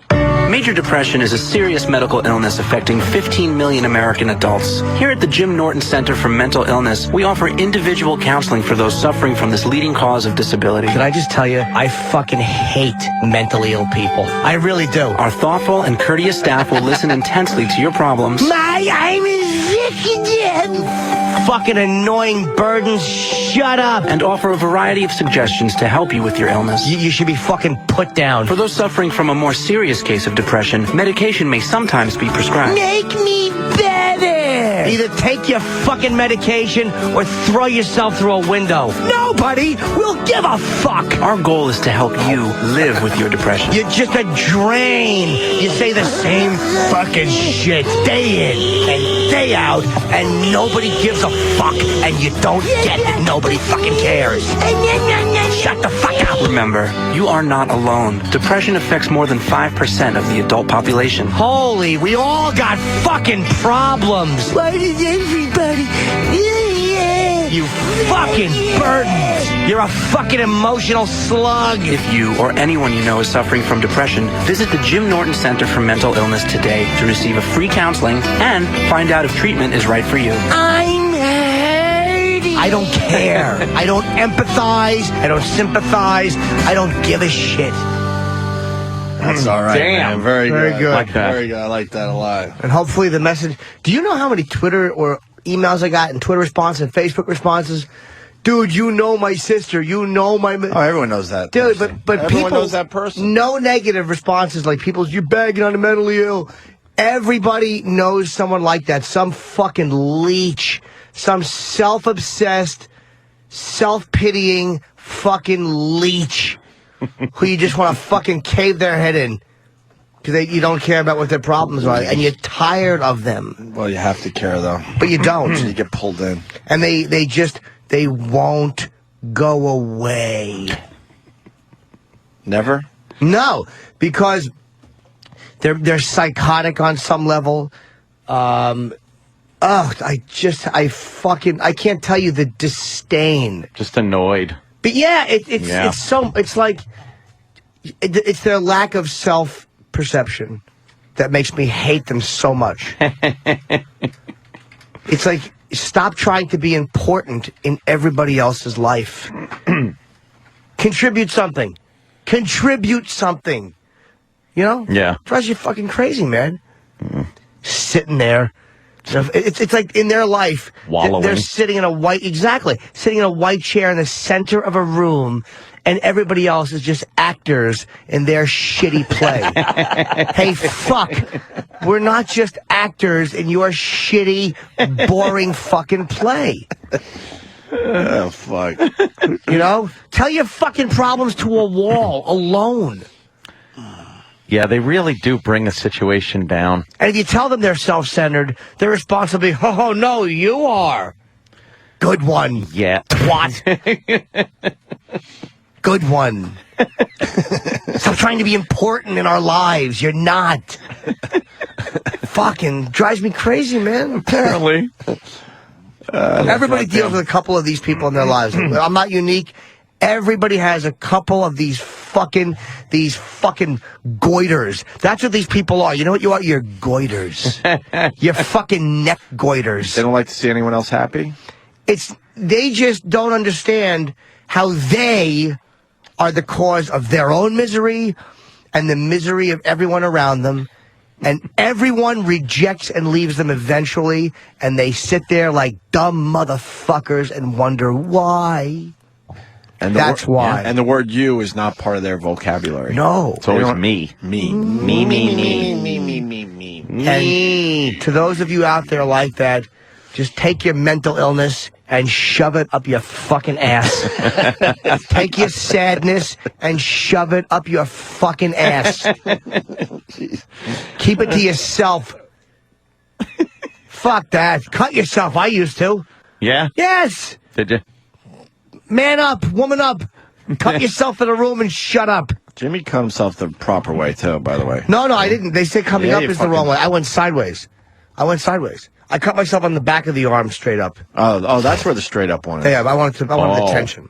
You did want the attention. I did. You admit that, right? Of course. I was an attention whore. Suburban baby. Woe is me. Plus, I was drunk. I was in partial blackouts. I haven't done that when I was partial blackout. You fucking quitter. But you, Come on. I mean, now that you brought it up, I mean, you got one or two that are pretty fucking impressive. They're fucking. No, I mean, they're the latest impressive. one is from fucking 19. The newest is from 1985, going to 86. Wow. Yeah, they're old. They're there. Impressive. Is what it is, you know. Yeah, you got to go. If you just want attention, you go across the street, not down the road. You know what? You're pretty much right. I didn't know that at the time, though. I will say that. Yeah. You thought you were really making an effort. I knew I I'll wasn't. show everyone. I'll show everybody. I'm gonna kill myself.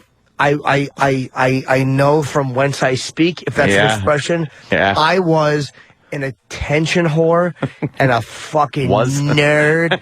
I am now, but at least I fucking tap dance for it. At least I'm willing to put on a white tux and Cab Calloway for you. You put on a little show, a little soft, do a little soft shoe. A little soft shoe. You motherfucker, do a little soft It's shoe. humiliating. I would like sign notes in blood. Oh, wow. God. It was awful. Yeah, they'll, my funeral, and they'll be sorry that, we won't have Jimmy around anymore. I'm gonna do it. Yeah, I'll show him. Oh, not showing anybody. No one. No. No one. They'll be like, oh, what's Jimmy doing? Yeah, this asshole again. Ruining our good time. This asshole again. I love how sad people tell you everyone who's left them and wounded them. Oh, God. And then this one did that. And shut your fucking mouth. No concept that they're the cause of everybody leaving, right? That there's a reason everybody fucking hates you. It's because of who you are. Yeah. No, people don't hate you by accident, stupid. Fucking man. It is exhausting. It is exhausting. So the only way to deal with them is to just ignore them. It really is. Ignore them. Oh, they'll clamor for the attention like little dogs scratching at the door. Shucka, shucka, not 1 ounce of self-worth. Shucka, shucka, shucka, shucka. Notice me.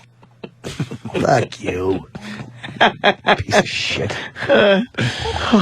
All right, hey, we got more of Sam's demo. Oh, good. It's not a demo. It is a demo, right? Show. No, it's a show. They hired you? Yeah, I'm on every night. Oh, congratulations. Why? What do you mean, why? Oh, sorry. Did I say that? Yeah, I'm on every night. We got a Kenny bonus track. Kenny insists that this bonus track is terrific. Okay. But first, Sam, this is your latest show you did? Last night? I didn't know what Kenny heard, so I brought in the Charlie Sheen joke and a couple other tracks from... I couldn't do that if I tried. Sirius XM hits one. I'm Sam Roberts. GE is putting out a light bulb that costs $50 but lasts for 17 years. What happens if it breaks? Right? What? Within your $50, you're out $50. Yeah, that's what happens. You're out $50. What happens if it breaks? Everyone knows what happens. You're out $50. Yeah. What happens if it breaks? Hey, Twitter me. Yeah. Let me know. If you have a broken light bulb. And we're going to compare what's more unpleasant, listening to this or having that broken light bulb crammed up your asshole with a donkey foot. How bummed were you that you didn't have time to fit in your Twitter plug? Because the intro was short on that song. The Twitter plug just goes in when I whatever I had planned is out, and there's still another 5 seconds left before the song comes in. Sirius XM hits one. I'm Sam Robertson. Sometimes songs don't need complicated lyrics. For instance, hey, I'm in the house. Hey. It's not that song. I didn't get your break. Yeah. The lyrics of that song. Simple. I'm in the house. Oh. Simple song. Simple. Can you talk like the nighttime Sam, please? Yes, I want to see him move because he does. He has to tighten up everything. It's a lot of effort. And your neck gets all tight. It looks like it's painful. Like you're working, huh? Yeah, I'm working. Oh.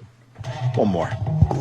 Sirius XM hits one. I'm Sam Roberts. The press is saying Charlie Sheen is crazy for shaving his head. Maybe he was just hot. According to you. Didn't have a lot of time and got a little punchline in. Man, very little. A lot of crackling going on in your voice. You can't sustain that high voice. That's You're part of the crackling. effect. Did he really shave his head?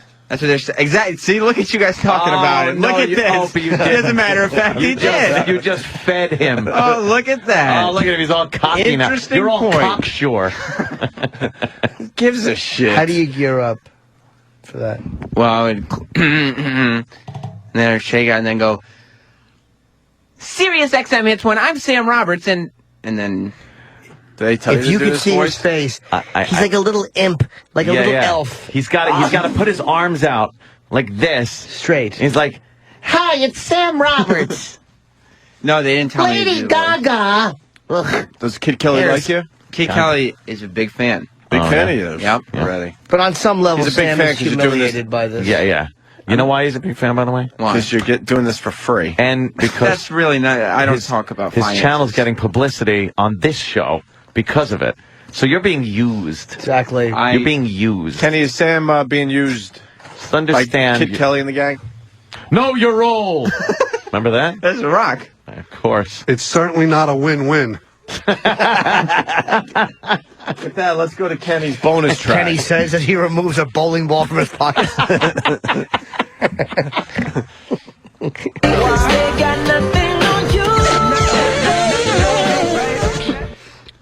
The boss said that you can't say I or me because the music is the star. Can you say kiss my ass? I know how to entertain me. Here's Rihanna because I want her to do me. Come on, rude boy, can you get it up? Can you really not say I or me? Well, it's not... You can't. It's not a rule. It's just like you try to not say I and me because you're talking with people, not to people or at people. Well, you say I or me when you do talk to people. Like, I hate that voice. It makes me want to kill myself. We all say that. You don't say I or me? Well, you can here and there, but you say I am Sam Roberts.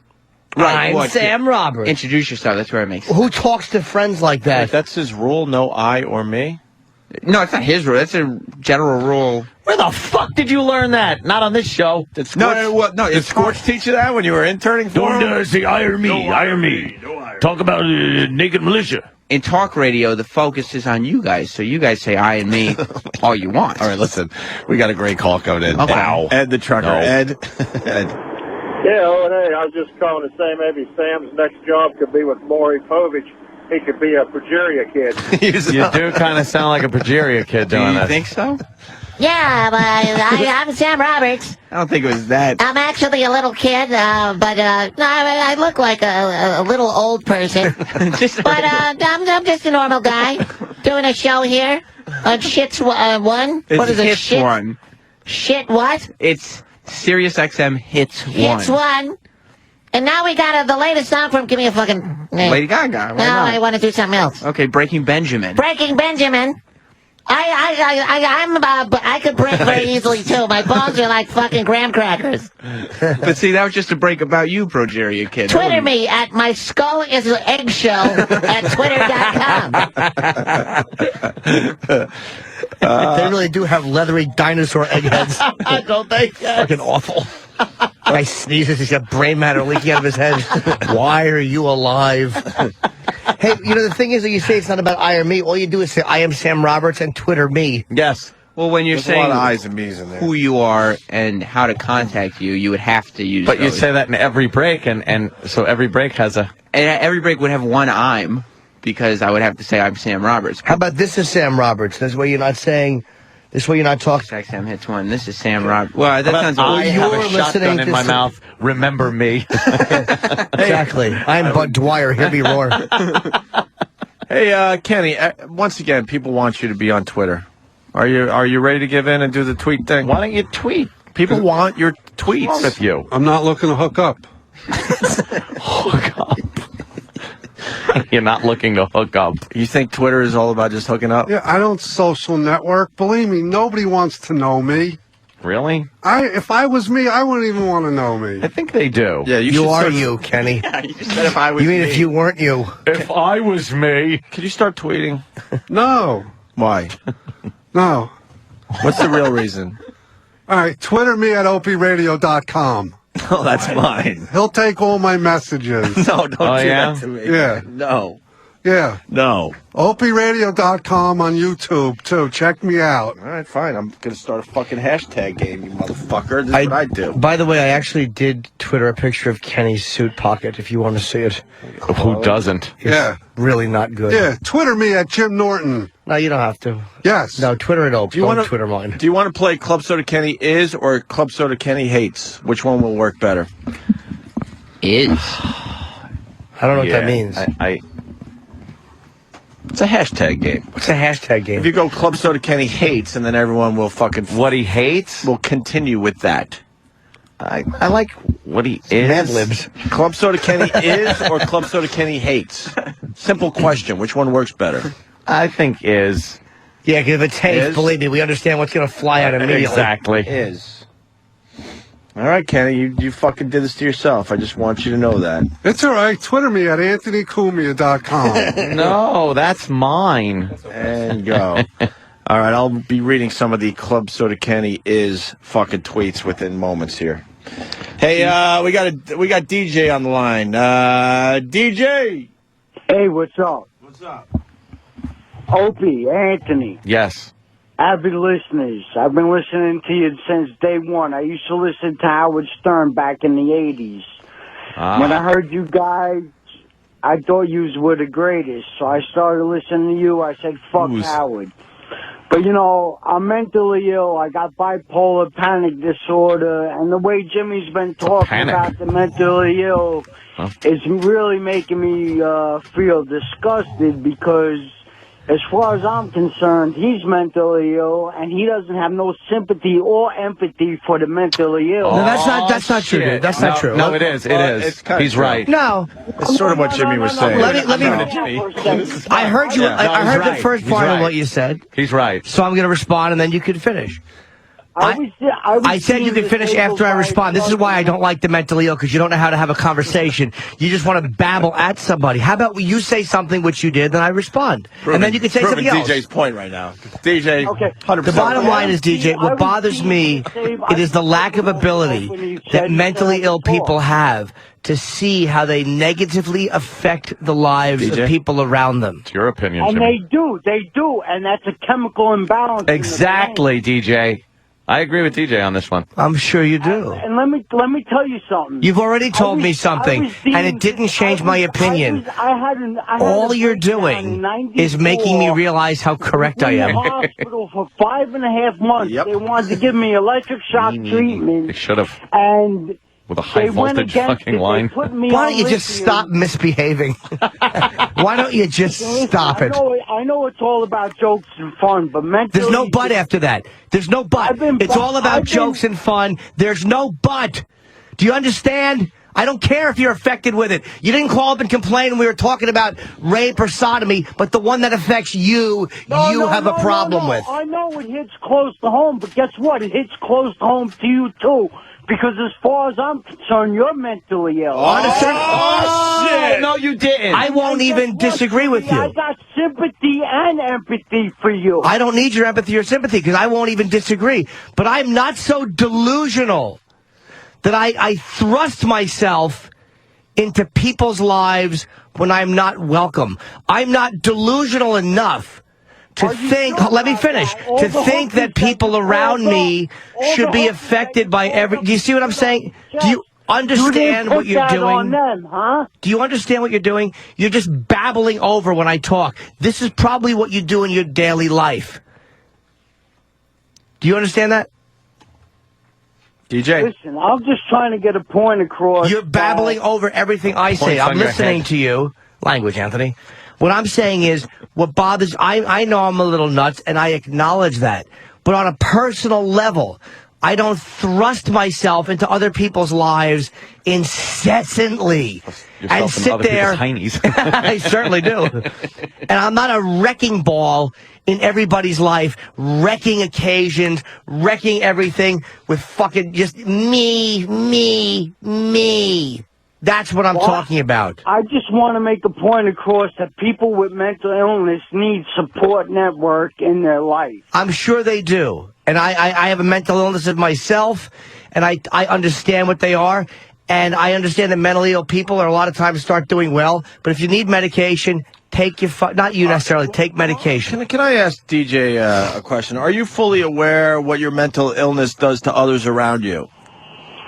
Yeah, it brings them down and it makes them miserable. See, you're in a different place. I think Jimmy is talking about the people that aren't even aware how they affect everybody around them. And even when they are aware, they continue doing it. I actually have no problem with someone like DJ. No. I really don't. I understand what you're trying to say. I'm frustrated by the people that cause just fucking havoc wherever they go and don't even have a fucking clue what they're doing. No, Opie, you talked about your mother, and I understand it. I know. It's been a year. But it's enraging. It's fucking You know what? You're crying, and it is sad. It really is. It's Very not like sad. a fucking heart condition. It's not like missing a limb. It's fucking...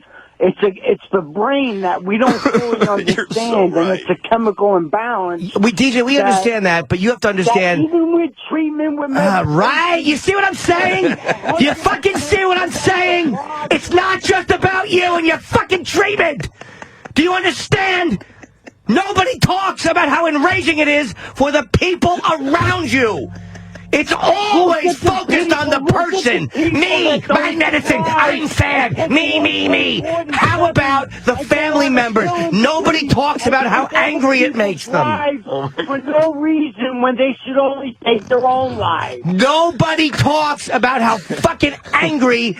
Why do you think the response was what it was? Because it's always focused on the treatment and the person and their sadness and their medicine and the white shit in the corner of their lips. And it is never focused on the people around them. I'm mentally ill for years. I'm glad you have been. I don't want to talk to you. I want to talk to people who've been annoyed by you for fucking years. Yeah, no, from doctors that have... Oh, fuck them too! Fuck them too! All they do is pump you fucking zeros full of medication and send you home to annoy everybody. I'm fucking tired of it. I'm not Just behave. I went to work and I still fight the fight. And You see? You Look, fight. man. You do. Blah, blah, blah. You know what, Harding? I'm tired of your bullshit. Blah, blah, blah, blah. DJ, I understand. I understand you're fighting a good fight. Time. Shut up. Mark David Chapman, all these fucking nuts. They fucking stalk celebrities and they shoot them. Fuck these nuts. Tired of them and their fucking obsessions. Fucking kooks. DJ is just trying to survive, Good, I'm right, glad DJ? you do. He's just trying to survive, Jimmy. Fucking sick of this coddling and these fucking whack bags walking around yelling on subway trains. Smother them with fucking mattresses. Hey, I'm on a train shitting. You should be killed. You fucking lump on the fucking lung of society. Shut up. Not you, DJ. I'm speaking in general here. But it's the obsession they have with themselves that makes me... I empathize with a guy who's sick and trying. I really do. I've been a fucking sober person for a long time, and I know a lot of crazy fucking people. I am talking about how nobody fucking discusses the effect they have on everybody around them. And it's not all the mental illness. At times, there is a narcissism and a self-centeredness and a self-obsession which goes into it. That's the part that I'm really attacking. Right. Well, I've been contributing to society ever since I've been sick. I'm sure you have been. What have you done, DJ? How do you contribute to society? I work, I pay my taxes. Okay, good. You I have a should. good relationship with my ex-wife who got rid of me because of my mental illness. See, that's not cool. That's one person that's sad. annoyed. Yeah, she's had enough of it. No, that's sad. It's like when I watch Hoarders, my throat hurts when I watch Hoarders. I just yell, kill this thing. I really do. I can't watch Hoarders. My girlfriend's like, will you shut up? I can't watch Hoarders. Kill this thing. All I do is go, why are you fixing this? Allow this fucking lump to be buried under their own excrement and newspaper collections. No, it sounds like tough love. You got to give them tough love. Tough love is right. Hold on, DJ. I'm going to put you on with Hillbilly Bob from Missouri, who's also mentally ill. Hillbilly Bob, what's up? You're on with DJ, and you got us, of course. Well, first of all, I love Jimmy. I think he's great, and I agree with almost everything he says. just about this one instance. My mom had mental illness my whole life growing up. She was hospitalized several times. One time she called all of us kids together. There was 5 of us. She took a bunch of pills and said, goodbye, I'm going to kill myself. And when you grow up in an environment like that, my aunt killed herself. My mom tried to kill herself. You realize that this disease affects everybody in the house. Yes. And we loved our mom, but I determined when I grew up, I knew I had her genes in my body. I knew that I would be affected by this at some point.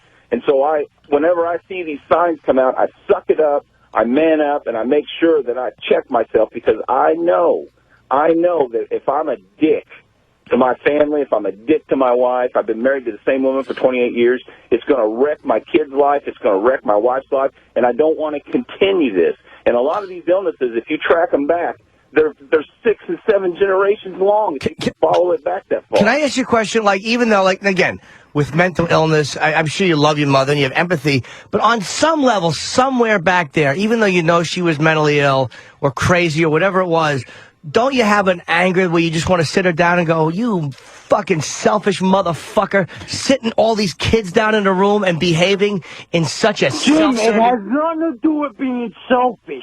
I'm not asking you. Excuse me, selfish? It has a lot to do with being selfish. Do you see what I'm saying? Selfishness is an emotional state. I'm not talking to you. Got that right, DJ. I'm asking the other guy, not you, selfish. Find the good fight, DJ. Yeah, DJ knows. I would get so angry with her. Thank you, sir. I could see what she would do to my brothers and my sisters, and they'd sit around and they'd cry and they'd figure out. But she didn't intentionally do that to you because she said. How the fuck do you know? You weren't there. You see it, and you know. I live through it every day. So did he. Dude, DJ. Why? Your problem is you won't shut up, man.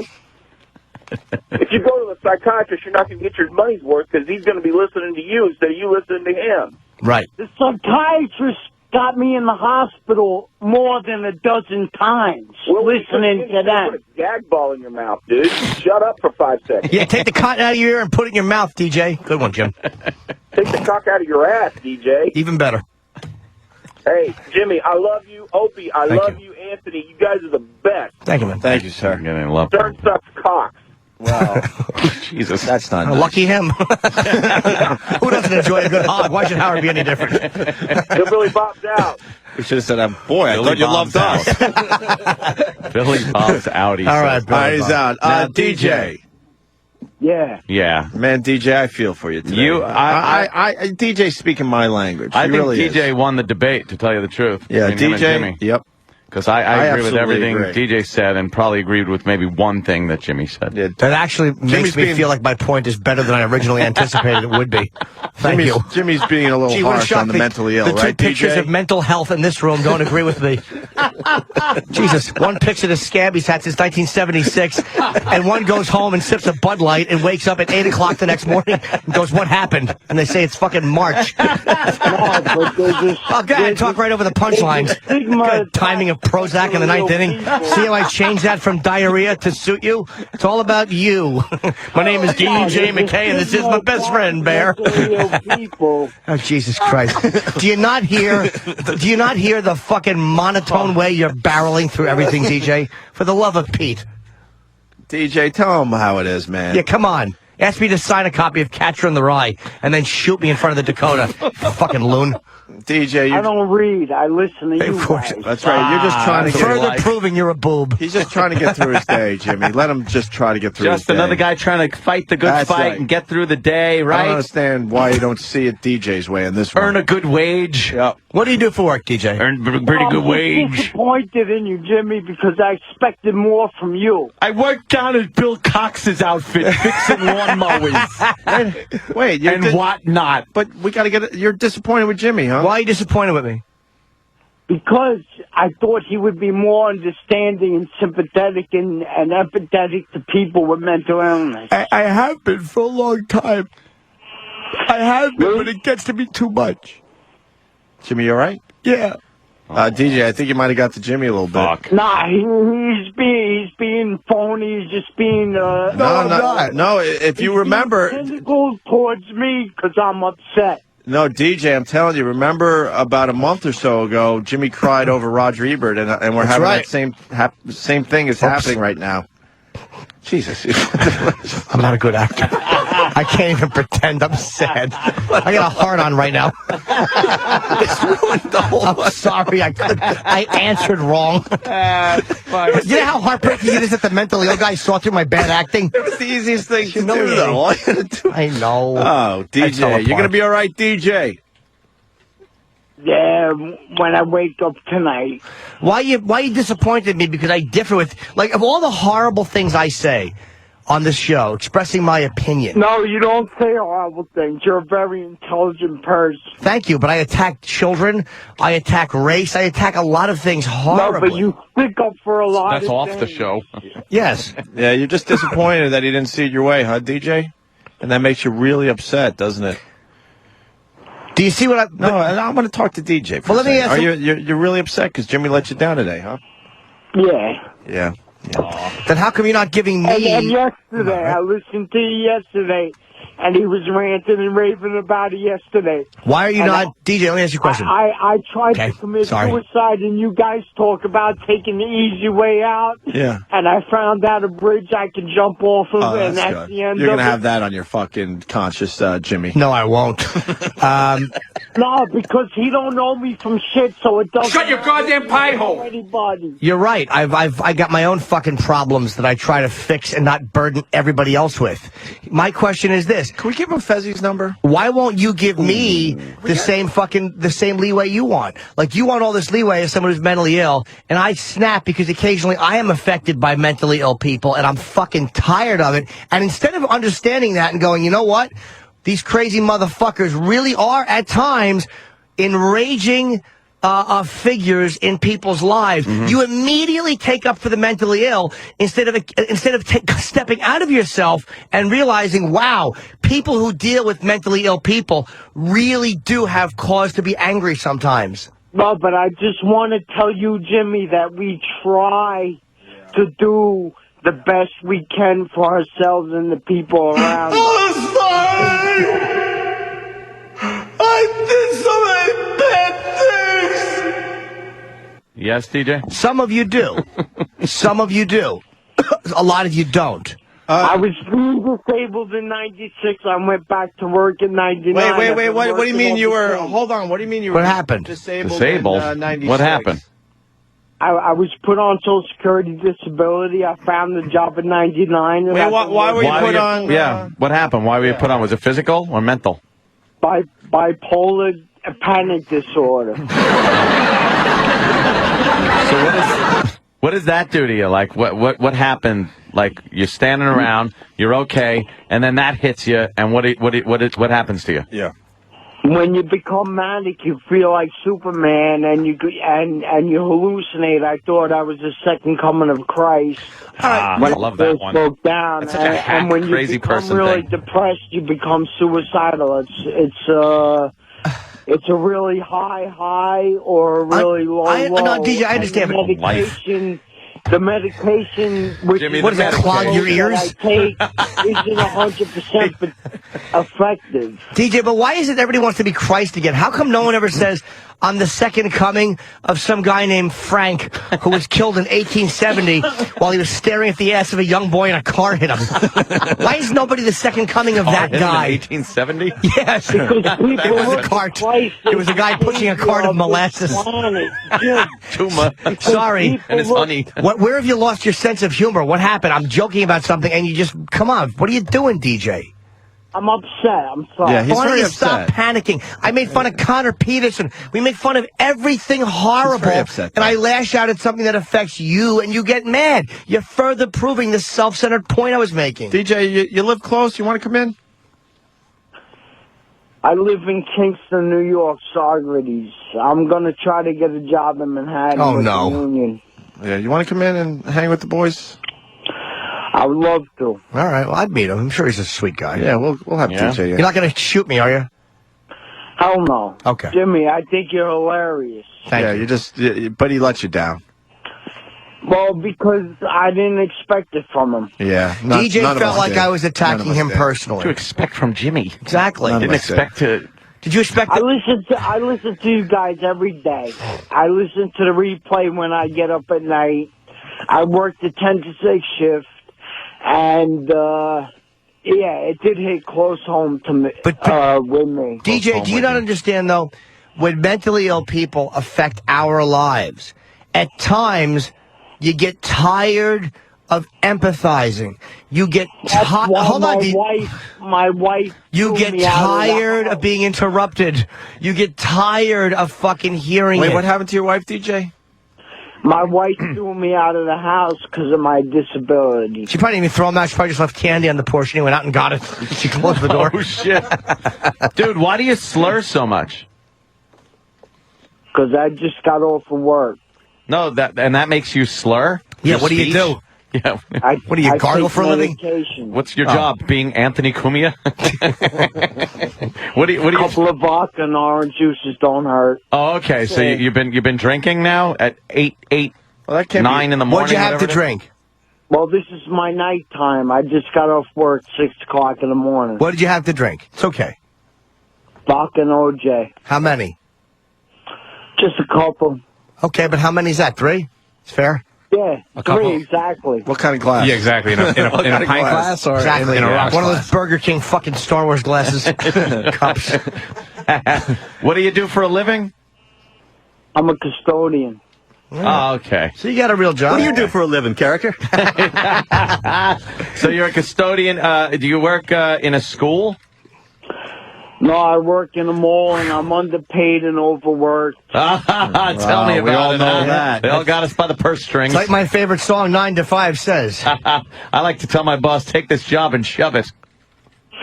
I'm going to tell him that when I get this union job. That's right. A union custodian job?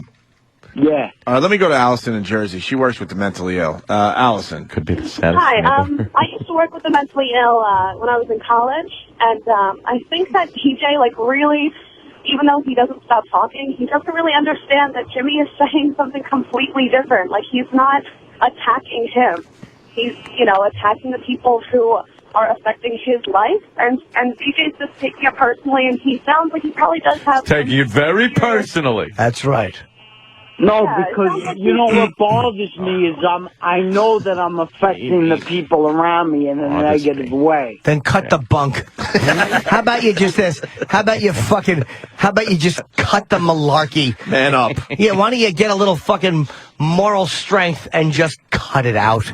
Because there's Just no cut this such thing shit. as morality, and therapy is bullshit. No, it's not. It's not bullshit. Yes, it And there is. is something as morality. There is such a thing as morality. Yes, there is. Bullshit. There is no morality. Really? So it's okay to why wouldn't we fuck children? We don't fuck children because it's immoral and sickening. Relax. All right, let me How do you define rephrase. children? Come on. All right. Yeah. Some of us don't fuck children. Some of us don't race mix. The only innocent is unborn children that haven't. Oh, Jesus. Here's the Jesus Christ thing that's coming through. That's the idiotic. unborn children, saving the unborn children, thinking they're Jesus is a very dangerous thing. You're dangerous. I don't believe in abortion. That's why I have No, it's real. Oh, believe me, I do even more Yeah. after this call. I could show you a few dumpsters. You'd believe in it. All right. I don't know. All right. DJ, just keep enjoying the show and realize we're not always going to agree. We're not perfect. You're going to agree to disagree? Let's Jimmy? just agree that you're crazy. I'm crazy. Shocking you right now? What does that sound? Yeah, little He's having dab will do you. Electroshock therapy Right on now the phone. he's on a cell phone riding fucking Bancini's back around a basketball court. Where are you going, babe? Martini, you threw the ball into the fence. Fucking idiot. All he wants to do is play a little basketball game. All he wants to That's do all is he play wanted. basketball. A little pickup game. And Martini throws the ball to no one at the fence. Just throws it at the fence. And Harding is so bad, he's going, come on, to me. And he starts dribbling sloppily, and the fucking black guards steal the ball and score. Mr. Harding was a terrible dribbler. I'm not talking about my wife. I'm talking about my life. God, the devil, hell, heaven. Do you understand? Finally. That's one of the So greatest you scenes in the probably movie. agree with Donald Trump. You're either born with it or you're born without it.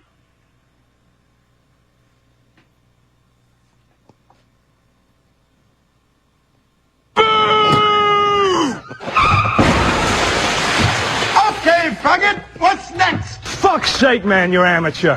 Be more funny. This is going great. I'm miserable. I'm punching out. I know. Oh, come on. All right, cheer up, you silly goose. We're just having fun with you. Relax. I'm with you. I'm with you, DJ. We love you, DJ. Relax. I'm Don't with worry you about it. All right.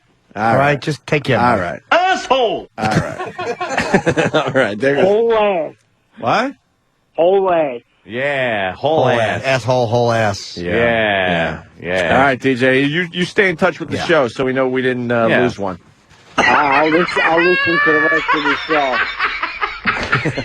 Lucha! Tell me to read a psychology book once in a while. Why don't you do a little reading? I don't need to read psychology books. I have enough fucking kooks that have infiltrated my life and make my life unpleasant. I don't need a psychology book. All I got to do is fucking look at these kooks and these whack jobs. Right. In front of you? Not you guys, no. I don't need to read a psychology. Why do they do what they do? Who? I don't give a fuck. Just stop doing it to me. You don't have to sympathize, but you know what? As far as I'm concerned, you're so mentally ill, you should empathize. Oh, that's some fucking knowledge right there, DJ.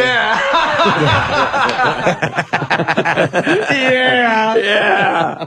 Oh, DJ hung up on that. Oh, did he? That was his fucking Part of his right self-obsession. DJ wanted to get the last word, and he's probably rehearsed that conversation a few times. Let's go to Brad in DT. Brad. Great. Suffering from the DTs. This ought to be interesting. Well, I don't have the DTs, but I'd like to take a crowbar to that guy's watery head. Whoa. These people, what he doesn't say or what he doesn't acknowledge is that people like that suck the life out of everyone around them. I went through it for 20 years with my ex-wife. It wasn't until I took the car, took the kids, ended up broke, both of us, before she even admitted that she had a problem, and she still fucking denies that there was ever any issue. And those type of people, it's all about them, and every single person around them ends up drained, exhausted, and they hate her. A year and a half of therapy to get my kids to the point where they can just start to be normal. They suck the life out of everyone around them. They don't give a shit, and they think it's everybody else's problem but theirs. And I'm not talking, by the way, about, thank you for saying that, I'm not talking about, like, people who are profoundly retarded. Retarded people to me... But I don't mean retarded people. Like, so I don't want anybody to call up and go, oh, my son's got Down syndrome. I'm not talking about that. I think people know the people I'm talking about. It's not that. It's people... Yeah, it's that uber narcissism, man. They think the world revolves around them. Fuck them. And at what cost? I mean, everyone else is affected. So what are we supposed to do? Absolutely. It screws up every What the fuck are we supposed to do? Because we're supposed to have sympathy for people like that when they're affecting everybody around them, affecting so many fucking people. Yep. At what cost do we say, go fuck yourself? And the uber go narcissism live your life by yourself. Is right. That was it. The uber narcissism. That's not addressed enough. It's like too much about their sadness and their woes and their helplessness, but not ever talking about the narcissism that does play a part Which in it. makes everyone else sad around them. Absolutely. Why is that? Why do we have to deal with that? Because one person in our family is mentally ill. That's a very good question today. Well, and you know what? At what fucking cost? Well, in my case, my marriage, my freaking finances to fight for custody of my kids, because those people can turn on the charm. They're all wonderful. And then the next minute, it's, oh, my God, nobody wants me. It's all about poor me. Nobody understands what I go through. What do you mean, what do you go through? You fucking take everybody's emotions and you throw them up in the air, and then you kick them to the curb, and then when everybody says finally, fuck you, then it's, oh, nobody understands me. Yeah. Well, I understand you. Hit the fucking road. That's what they need to do. All right, Brad, I got to give... Thanks, Brad. There's way too many people want in now. Jesus. Hammerhead in Alabama. Hammerhead. Alabama, Merle. Hi, buddy. Hey, listen, man, you're right to go off on this PJ cat. I've been dealing with these cocksuckers my whole fucking life, man. My mom was nuts. I've got a brother and a sister that suffer from delusions of grandeur, and I've got another brother that thinks he's fucking Shirley Temple. My first wife had so many goddamn personalities, they had their own fucking softball league. I'm telling you, man. And it'll fucking kill you if you don't get away from it. And you're taught that you're not. This is the part that. Holy shit, what a nightmare this guy's living. People deny the anger that it does bring out of other people. And you feel guilty being angry at them. Oh, I'm supposed to empathize. And at times you want to grab them and throw them against a wall and go, you self-centered fuck, shut your fucking mouth and look what you're doing to everybody. And you try to approach them with a legitimate complaint, and they Yes. turn around on you like, well, what about the time when you did this, Yeah. and this, and they have a whole fucking list waiting for you. They're not that crazy because they can deflect every bit of blame from themselves. Right. Every bit of guilt from themselves, they deflect. We haven't talked about the deflecting game they play. Yeah. Holy shit. Stuff I did when or this person did when they were like much younger. Yeah. They're ready with a fucking list. Are you kidding me? But it's amazing, right? They deflect. They're not that crazy that they don't know how to deflect. Yep. They're amazing. You throw something, pow! They fucking shift it. They're brilliantly manipulative to shift things off of them. They're not nuts. Some therapists would say that's their defense mechanism. Oh, well, how about you cut the fucking mechanism, cunt? How about that? Some therapists would say that. I'm funny. Jimmy. That's my defense mechanism. Yeah. I make people laugh. Let me go. We all have them. Let me go to. Thank you, Hammerhead. Greg in Indiana. Greg. Hey, boys. Hi, buddy. Hey. Oh, my God, dude. I'm driving down the road, and I listen to you rant, and I am just like, oh, my God, he's so right. I've been with the same woman for 20 years. It has gotten worse throughout the years. We go out with other couples. It only takes one fucking time for that crazy-ass cunt, and then nobody wants to go out with us ever again. Everything in our lives, no matter what it is, it's always somebody else's fault. If my kids have a problem with something, it always comes back to where it's always about her. It drives me fucking nuts. Yep. But on the defense, there's something about that crazy bitch pussy. Yep, absolutely. God, I didn't There realize really how many people were affected by it. Do you Oh, my understand God. the phones? I had no idea. Every line is lit. And I'm sure some people think I'm an asshole, and that's fine. You're entitled to feel In that my way. own life, I thought I was a minority. I was like, no one fucking understands this shit. But Everybody goes through this Everybody? You got one in your fucking circle there, Ed? Maybe not family, but, you know, you go through shit. Yeah. Even if it's not immediate family, right. Yeah, it doesn't have to be immediate family. That's true. That's true. All right, Greg, thank you. Thank you, guys. My mom, let's just say this. My mom had certain issues that she's talked to me about that, needed some work. So what she did was she went to therapy, and she worked through it, and she told us, look, this is what's happening, blah, blah, blah. You know, she kind of walked us through it. And, at times it was a little trying, but it was nothing too crazy. It helped a lot because she was rational about it. And I know people go, well, she could be, and some people can't be. But she wasn't so narcissistic that she didn't understand that she was affecting people, Right. and then it kind of fixed itself. Was your mom a dude? No. Well, why? Oh, I thought it was a sex change operation. Jesus. No. She became a mom. No. That was cuckolding that her and my dad got into. There would always be a black gentleman, according to Dad. According to Dad. Jesus. All right, let's go to Nick in New York. Nick. Oh, what's going on? We were supposed to break an hour ago. Hey, by the man. way. Fuck. Which is fine. I'm just saying. Nick. Yeah, what's going on? Hey, We're buddy. talking to you, Nick. You work in a pharmacy? You need help here? You work in a pharmacy. What do you got? Well, we got I work in a pharmacy and I deal with depressed and fucking mentally ill people every goddamn day. Fucking everybody comes in and they want their fucking drugs and that's all they bitch about. And whenever they can't get their fucking drugs, you get to hear the dumbest fucking stories in the world. They're like, oh, I'm sick, all this happened, I just got out of the hospital, my mom's not doing well, all this fucking whiny bullshit every goddamn day. And you sit there and you have to deal with it since you work for the company and you got to deal with these people because you have to give them their drugs. But the shit that comes out of these people's mouths is fucking pathetic. And then there's also the actual sick people that actually need meds and they can't get it because of other people that really don't fucking need it and they pretend to have this shit just for the attention. Yeah, that guy that said uber narcissism. Yeah. It's just a part of it. For some people, look, they can't help themselves. I'm talking about the ones who are so fucking self-absorbed and narcissistic, along with being a little nuts, and they don't ever talk about their narcissism. It's never narcissism. Never. Mm-hmm. Let's go to Dak in Kentucky. Dak. Yeah, hey boys, what's up? Hi, Dak. That's a weird name, Dak. Z-A-C-K, that's not weird. My mom's one of these deflectors that you're talking about. She's a deflector? Yeah, we would, around her, she's a manic depressive, and around her, she thinks everyone else is the one that needs to be medicated when the doctors tell her she's the one with the problem. And when we go to therapy, she go, well, we're not here to talk about me, we're here to talk about everyone else's problems. It's so enraging. Just walk away from them. Ignore them. Walk away. Sit in a room and fucking eat crushed glass, you fucking nut. That's all you can do. Ignore them. Sounds harsh, but I don't disagree with that. What do you do when a toxic hornet lands on your soda can? Do you poke it? Ignore it, and it will go away. The bee is just doing what it does, but it doesn't realize what an annoying fucking barbed asshole stinger it has and how everyone hates its guts. It's a dumb hornet.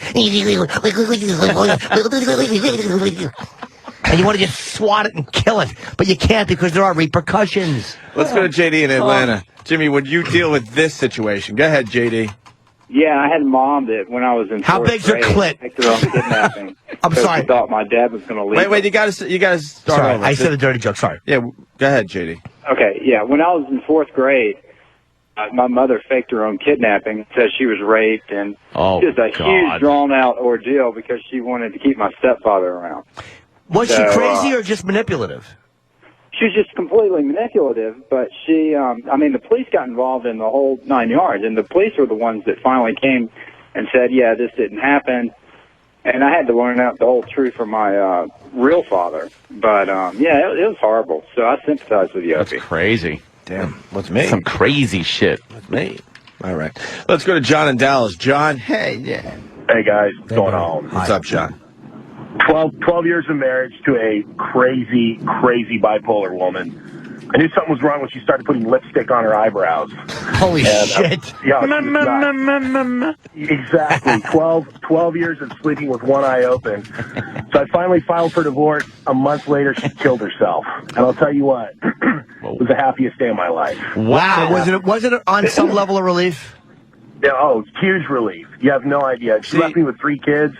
You know what? They were quite young when she died, which is good because they don't have to grow up around that just crazy shit. But also, how selfish to leave 3 kids. And no one talks about the fact that sometimes people die and it's the happiest day of someone's life that was very close to them. Yeah. It's not always. Well, my kids. I mean, but you say that and people are like, how could you ever say that? That's crazy. Well, you know what, though? That's how I feel, and that's what I tell everybody. Bipolar disorder, man, I'm telling you. Right. It's terrible, and it's also pretty wicked funny sometimes, too. I mean, you just have to laugh at shit. But anyway, thanks, guys. Thanks, man. Before we move on and take a break, we certainly have to take a phone call from Cunt Cancer. He has something to say about this. Oh, hi, Cunt Cancer. Hi, CC. Spelled with K's. That's right. Oh, I said CC. I guess it's KK. Yes, Mr. Cancer. Yes. Hey, Jimmy, I think I know what you're saying, man. Like, my mom, I found out recently, like, I always knew she was fucking nuttier than a fruitcake, when she has something called borderline, which is like a mix of bipolar and, like, schizophrenia, a bunch of other bullshit. Because it was kind of like how Opie said you never knew who you're coming home to. Yeah. Like, you knew, it could be fun, Mom, or hit me in the face, Mom. And I think there's a responsibility, like, some of that shit goes through genetics, and I deal with it, and my fucking girlfriend, I feel terrible for it because she deals with my little fucking infamities here and there. I think there's a responsibility to the mentally ill to, like, kind of take care of themselves and govern themselves. A little bit, yeah. You can know you're affecting somebody, but you have to kind of sit back and go, I'm being a fuck, stop it. And, like, my girlfriend, I mean, every once in a while she'll have to fucking smack me around and tell me to shut the fuck up, and I think you need to realize that. Yeah. And the fucking mentally ill piss me the fuck off. I'm a paramedic and I have to deal with their little bullshit every day. Incidentally, not that anyone thinks this, but my mom is actually not the person. Not that it matters, and my mom wouldn't call me and go, it was not her. Well, I could say my mom is. So yeah, some people it is the mom. That's even harder. I deal with a lot of the stuff that's being discussed. For some people, it is. And it's fun when it's your mom and your dad's an alcoholic. Well, you know what the problem is? They always have something else to say. They need to be heard. They don't know how to just go away and shut the fuck up and leave people alone. They don't know how to do it. All right, sir. You're too intelligent, by the way, to have the name Cunt Cancer. Exactly. At least cunt polyp. Or how about cunt melanoma? Because I'm sure you would have caught it earlier. I guess we could take a break. Yeah, finally. the phones are fucking every line. I know. It's crazy. My grandmother tried killing my uncle and grandfather because she suffered from depression. That's good when they take out everybody else with them. Of course. So that's just wonderful. More narcissism. More fucking mirrors that they yell into and talk to themselves. Fucking wackos. Mikey, that sounds like a fucking horror show, man. What do you got? Hello? Yes, sir. Hello. Gave you the great setup, too. Mike, what do you got, buddy? Actually, yeah, my grandmother she suffered from she was bipolar and depressed, and she was the one that my grandfather and my uncle were taking her to South Oaks Hospital, and she grabbed the steering wheel and tried killing all of them. So, Jimmy, actually, I wanted to thank you because I think it's a hereditary thing because my family suffers from depression. I think I have it, too. Right. And it's not what you say, I guess it's how you said it. I felt that way where I wanted to, walk up to my grandmother and kind of shake her and say, snap the fuck out of it. You know what I mean? Yeah. I understand what you're saying. I guess it kind of made me realize that it is a selfish thing, and I think you helped me a little bit, to be honest with you, seriously, because it's the way you said it. Oh, thank you. I appreciate that. And it's again, that's what I'm talking about. It's the idea. To me, anybody who's rational enough to go through daily life and to know better than to just shit in the middle of the street. If somebody shits in the middle of the street, that person is certifiable, and there's a difference. But people that understand they have to pay the phone bill, and they understand a lot, anyone that would grab the wheel of a car and try to kill everybody in the car is a selfish, narcissistic, give a fuck about no one but themselves person. Yeah, I didn't think about it until, what you said earlier. It makes a lot of sense, so. Right. Seriously, it helped me out. I appreciate it. All right, take care, man. Thank you, buddy. That. All right, brother. Thank you, man. We're helping. We're helping. Helping like here. Dude, do you understand? I had a fucking incident in my apartment last night with lunacy. What? Fucking, dude, it was... What was it? Just the whole thing with Chip and Edgar. It was just ugly. Can you tease that for after the break? Sure. You had a problem with Chip and Edgar in your apartment last night? Yeah. Chip was doing his Tonight Show jokes, and Edgar didn't like them, and the girlfriend just wanted to go to sleep. And was she yelling out loud, "It's not about you"? No. But she did bite Edgar. All right, let's clear the field, and we'll talk about this next. Don't forget, all right? Get me out of here.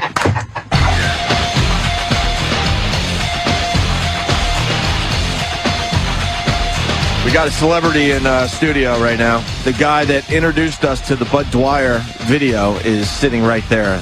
Pretty incredible right there. Buzzy. My one of my oldest friends. He's lived through all my bullshit for many decades. Look at him not. All right, calm down. You're not a treat either. You got your own fucking issues. Why do you think it worked all these years? But he was the one, remember it? Yes. Way before YouTube and that internet thing. This guy, Buzzy, gave us some great shit over the years. The Bud Dwyer tape. How could I forget? Bud Dwyer blowing his brains out live on TV. Yeah. He also gave us the, what else did you give us over the years? The racist cartoons. The band, yes, the band cartoons. It was like Bugs Bunny and all the Warner Brothers cartoons. Bugs Bunny with like swastikas and Nazi humor that you don't see on TV anymore. Yes. What else you give us? The Zapruder film? Oh my God, he had one of the first copies of the Zapruder film. I forgot about that. Well, not one of the first.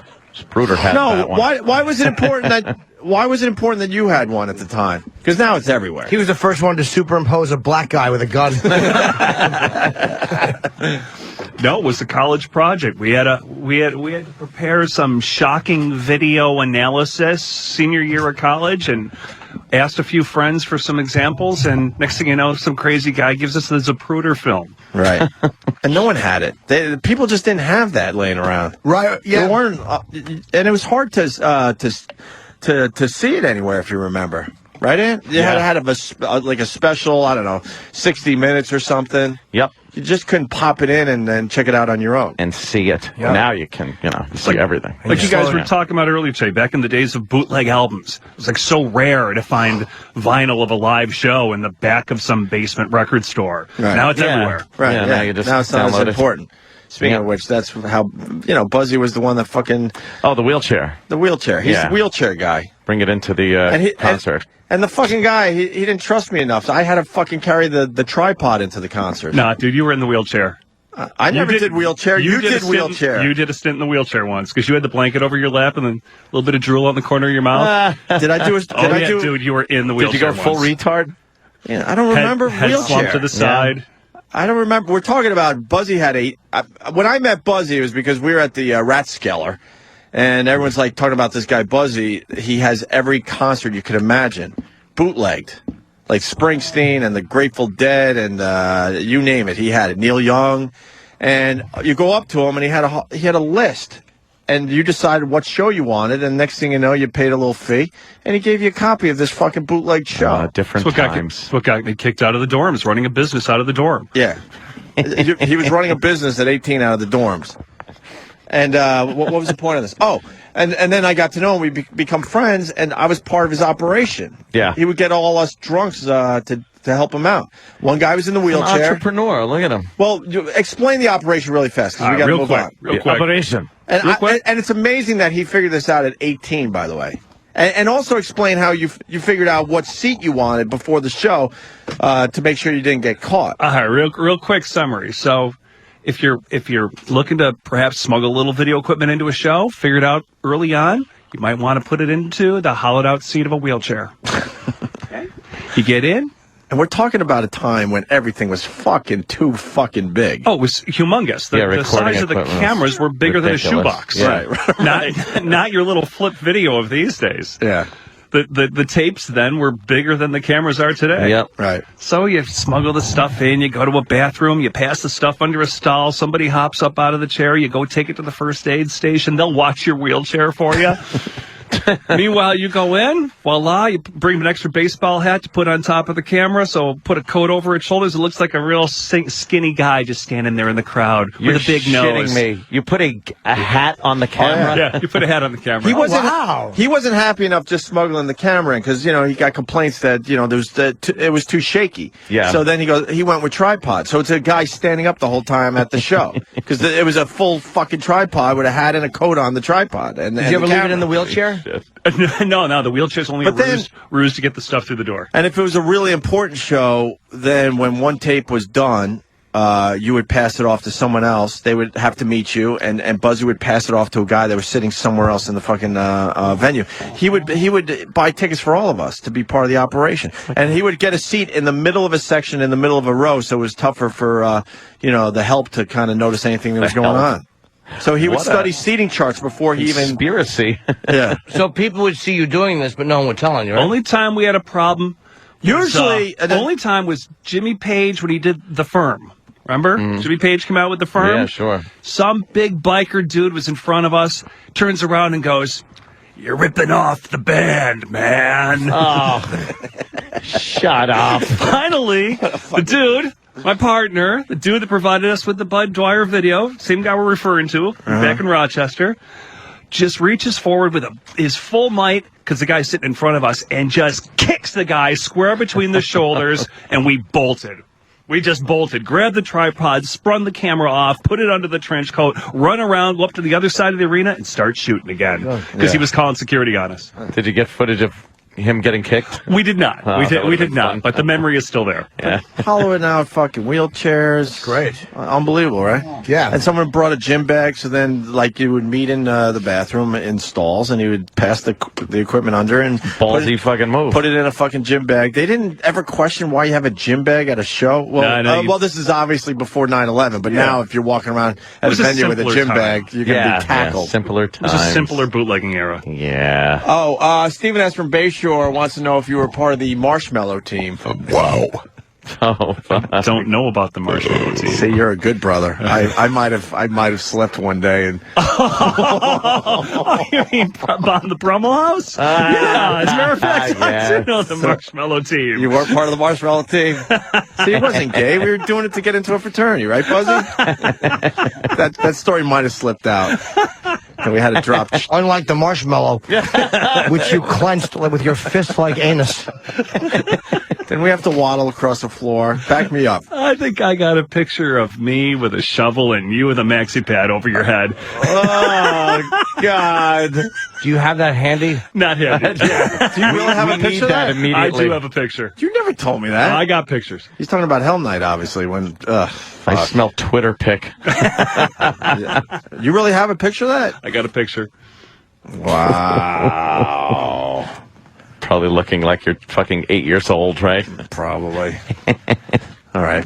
Buzzy's doing well in TV. Living in Atlanta now, right? That's right. You work for Cox Media? Cox Media Group. Media Group. Funny. What shows do you do? Any news shows? Oh, we own media properties. Oh, okay. Damn it. They're the man. The corporations that have ruined the business, man. And you know what you should do? I should get you a fucking set on Sirius XM on E Street Radio. That would be awesome. This guy is probably 50 times. the biggest Springsteen Really? fan ever. Roland. I would challenge. Yeah, you challenge? You know, I How should about we have fucking challenge? set this up. Is Roland on the phone? Roland versus Buzzy in the Springsteen trivia. Oh, you might have met your match. Roland is pretty up there. Hey-oh, yeah. Oh, I'd win. Hey-oh. Roland wears no jacket. He looks like the fucking Fort Hood shooter, but less stable mentally. So, you know my favorite? I'm not a huge Springsteen fan. Pink Cadillac stinks. Youngstown's my favorite Springsteen song. It's such an uplifting. That's a good one, though, right? It rocks. I can't tell you one Springsteen song that I like. I love. I really just don't. You don't like I'm on Springsteen? Fire is a great one. No, My Hometown's a great one. I like that stuff. Stories. I also told a story. You went to the Neil Young show with me, right? Where he didn't play anything that anyone knew? Yes. Oh, yeah, it was back in that show. Tron electronic era. Oh, that was another fucking... It's like, he was the why would you... He was the chameleon of rock and roll in Why the would you go mid-eighties. see Neil Young if he's not going to play his hits? No. Just sit there and in some self-indulgent fucking drivel to make himself get off. And meanwhile, every fan is sitting there going, I want to hear Cinnamon Girl. I want to hear something. I don't know Cinnamon Girl. I like Rockin' in the Free I World. want to live with a cinnamon girl. Life could be happy the rest of my life with a cinnamon girl. What do you mean? Does he want a girl to sit in his cappuccino? Yeah. What the fuck does that mean? Can we hear a little Cinnamon Girl, Travis? Maybe Cinnamon Girl rules. African woman. Listen to that riff. Come on. It's brown, kind of. No, Indian. My friend Dean used to call them cinnamon lips. Indians. This is when rock was cool, man. Yeah.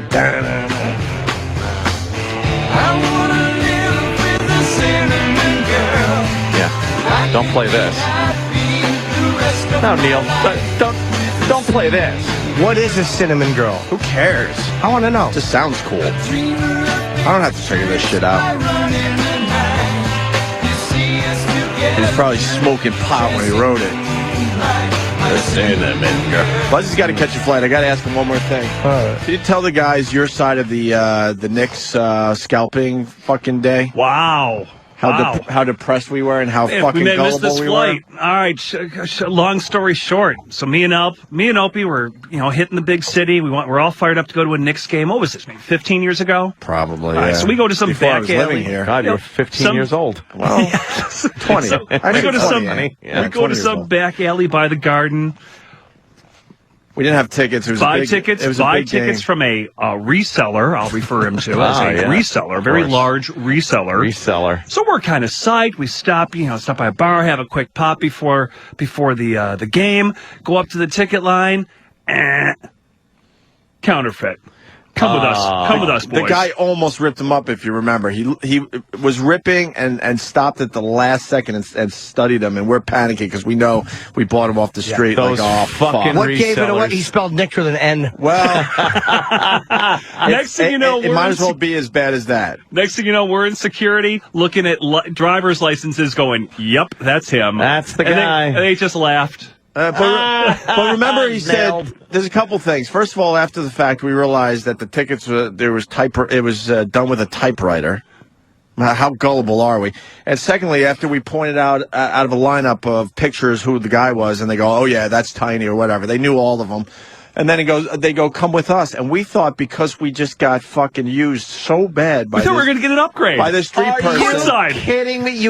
We were naive gullible. Motherfuckers. So they're like, come with me. And me and Buzzy look at each other like, you know what? This is going to work Gonna out go after to the all. front row. Yeah. Also, let's not forget, I think we paid about $100, which was a lot of fucking money, man, for us. A lot of fucking money. You should have dealt with the guy and said, we'll show you who it is, but we want to at least be able to watch the game. Well, we thought that's what was happening. So we're walking through the bowels of Madison Square Garden going, fuck, I think they're going to give us some solid fucking seats here. And we're looking at each other kind of whatever. God. All of a sudden, they open up a door, and it's the door to the outside. Daylight, baby. And it's daylight. It's daylight. And then we're just standing on the corner outside Madison Square Garden so fucking depressed. This isn't the game. We were so depressed. Where's the wood floor? And Did you see the guy again? No. He outweighed both of us combined by a factor of 4. Put some headphones on. We got our buddy Roland on. Roland? Hello. We're talking to your competition. Buzzy's pretty much my oldest friend. We met when we were 18 years old, and known him for about 20 years now. And he's a huge Springsteen fan like yourself. Oh, nice. Yeah, so I wanted you guys to talk like maybe in some kind of weird foreign language here. All right, so Roland, here's my question to you. Do you actually celebrate September 23rd? I do. Me too. Why would you celebrate that? Because it's 12 days after their favorite day. No, it's a few years ago I flew to Colorado to see Springsteen to celebrate his birthday. Thank you. Ding, ding, ding, ding, ding. Oh, that's his birthday? That would be Bruce's birthday. So you guys have to celebrate September 23rd every year? Roland, do you have a question for Buzzy now? Yes. What is your favorite track song off his album? The favorite song off of Tracks?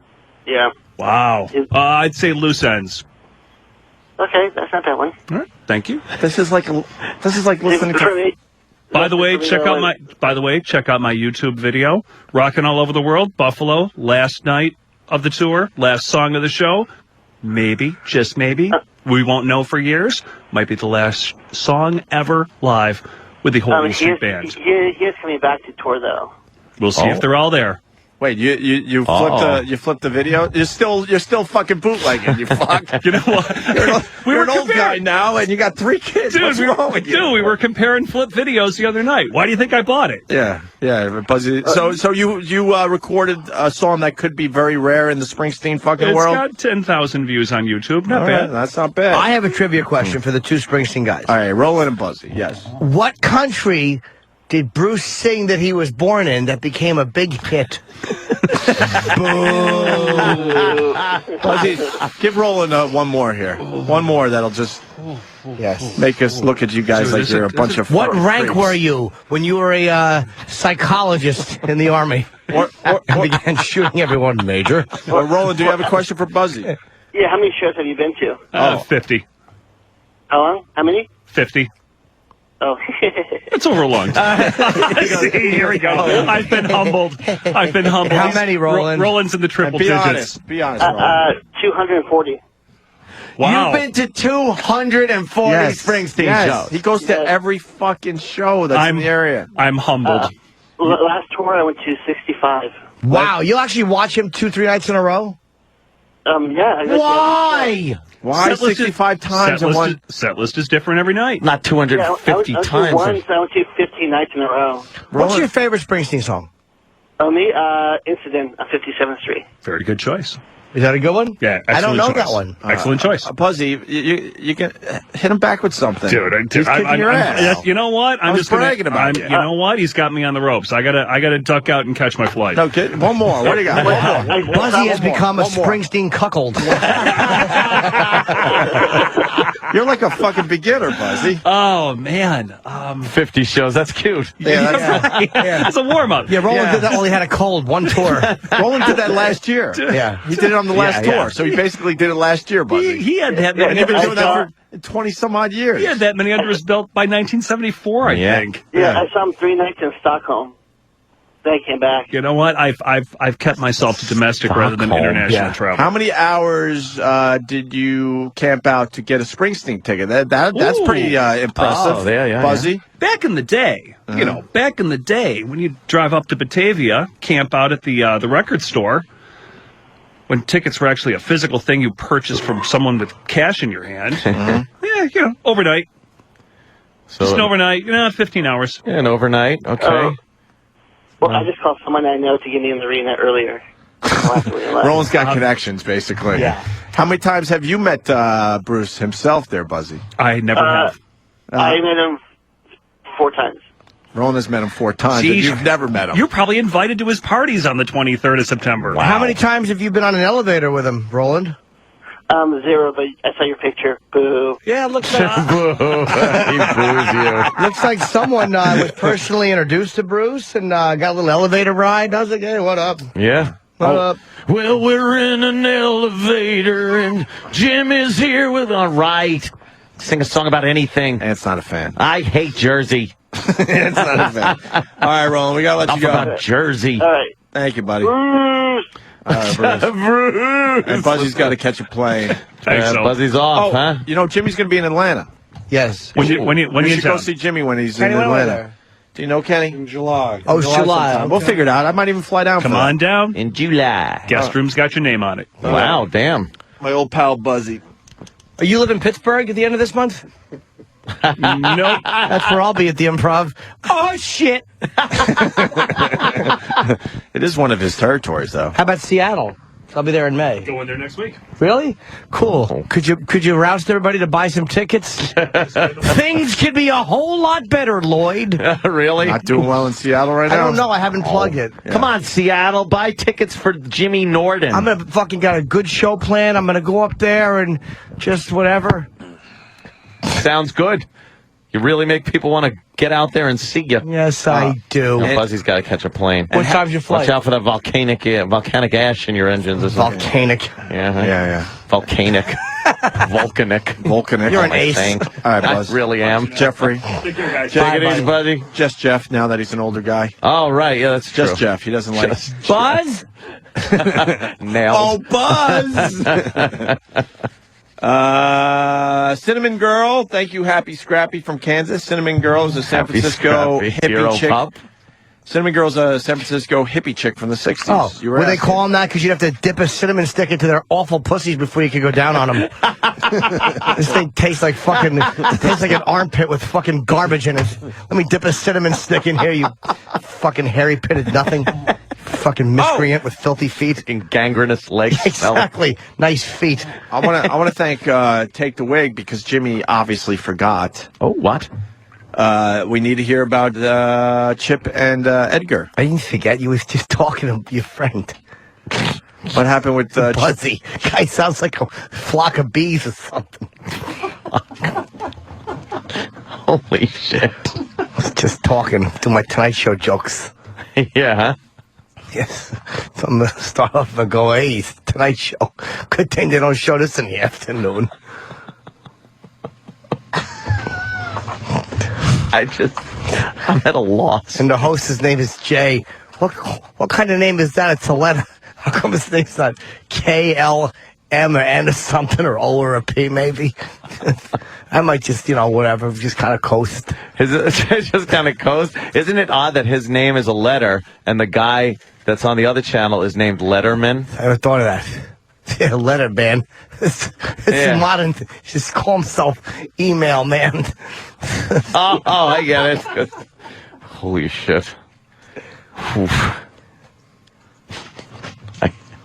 I'm just going to eat. I don't care. Shit. What are you having?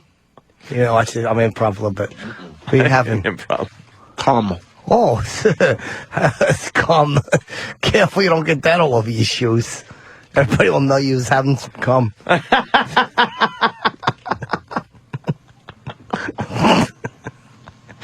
Everybody would know. Egg whites. What's wrong with egg whites? Have a yolk every so often. Hey, speaking of yolks, yeah, I got a whole bunch of them for the show. Do you? I love telling yolks. I was kidding. I meant jokes. Yolk is the best part of the egg, by It the really way. is. Like mixed in with a scrambled egg. I have yolk. It's just the best. Here's the comparison I would give. It's like if a cock was jerked in front of your face and only air shot out. Right. You'd be like, this is terrible. Exactly. And I'd like my money back. I had to have, my mouth on the cock the whole time, not getting the deliciousness. No need to be crass.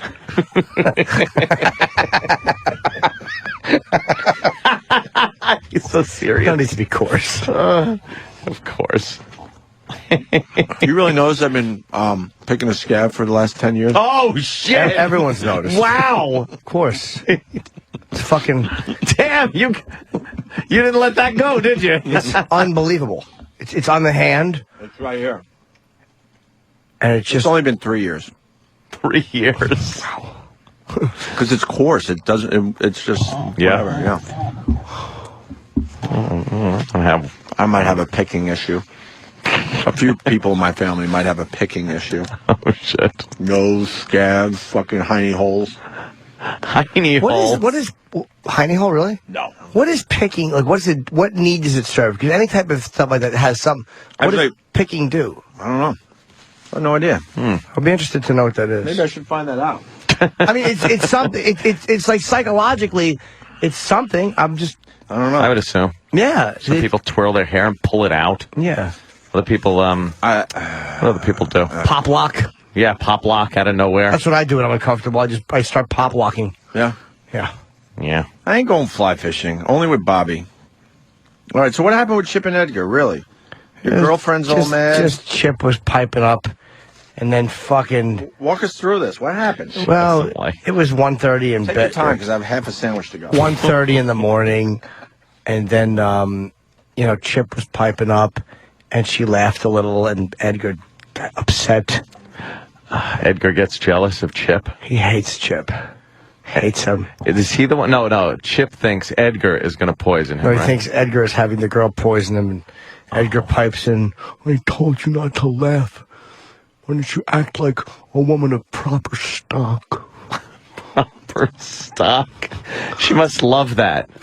If you understand the true rage that comes out, because it was cold out last night, so we were eating, and I was walking. He walks really slow. Like, this is how he walks when she's in a hurry. Yeah. Oh, my God.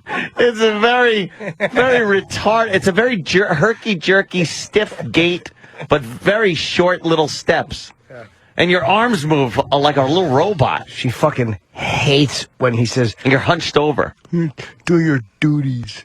Take care of my needs. What are some of her duties? Lick my teeth. Because they get dry? They get very dry. My tongue. Oh, his hard, pointy tongue. Fucking hates Edgar. I gotta tape her sometime. Just enraged. Literally, she said to me last night, it was quiet, she goes, you don't know how many times I've thought of how good it would feel to punch you in the face when you do that. No irony.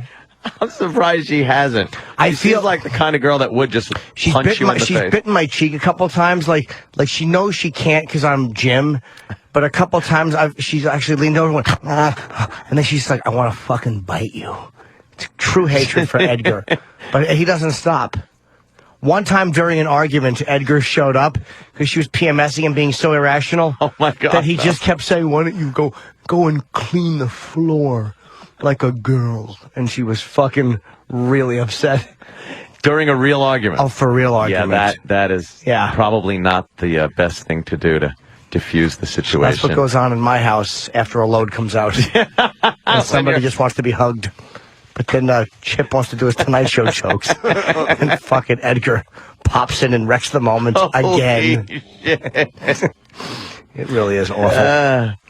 That's fantastic. I would love to let me see her all angry at I'll Edgar. tape it one time without telling her. It's fucking great. Yeah, I tape it. Because she calls me Edgar. It's not like, hey, stop doing Edgar. It's like, Edgar, I'm going to fucking bite your face.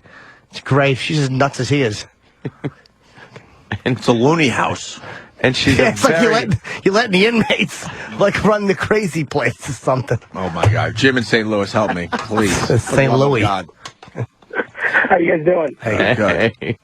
Hey, I just want to tell you guys, I've been hearing about you guys for 10 years from buddies in Chicago and everything else, and getting you guys free this 2 weeks on the best of XM preview. Oh.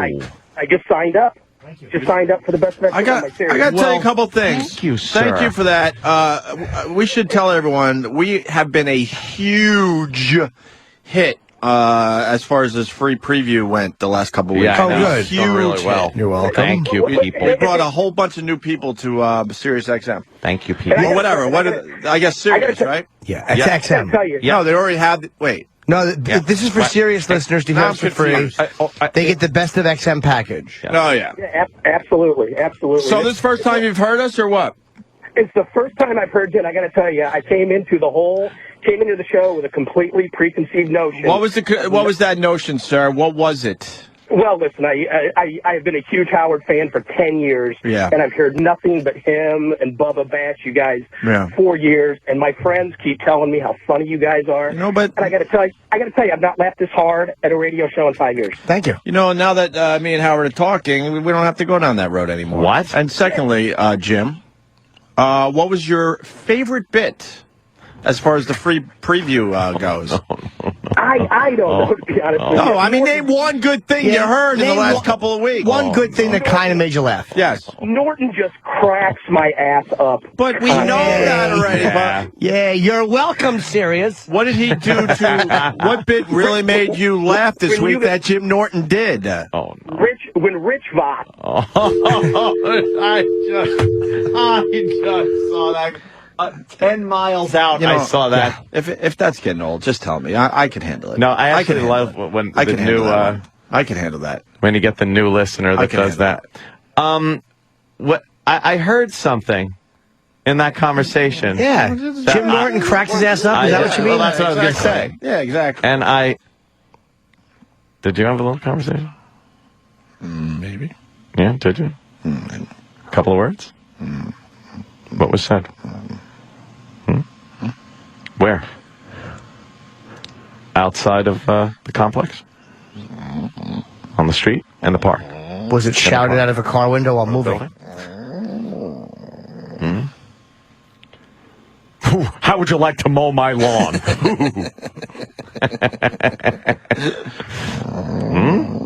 Yeah? Something? You're being a nosy buddy. Yep. You really are fucking. Someone's got some beeswax and you're just. Yeah, what's wrong with minding it? What's wrong with you? You're being a busy buddy. Why don't you take your own beeswax? None of you. I don't want any of your beeswax. Who would mind another person's? Like, if you had beeswax, who would go over and fudge with it? I was futzing with my beeswax. Exactly. And, like, if somebody has their own, why wouldn't they know just to fucking keep their own dick beaters on their own beeswax? Get those fucking cock holders off my beeswax. Dick beaters. Yeah, it's a great word for hands. It really is. Get your dick beaters off me. Get your fucking mitts off my beeswax. Let me say hi to Brad in Phoenix. Brad. Hey, boys, what's up? Hi, Brad.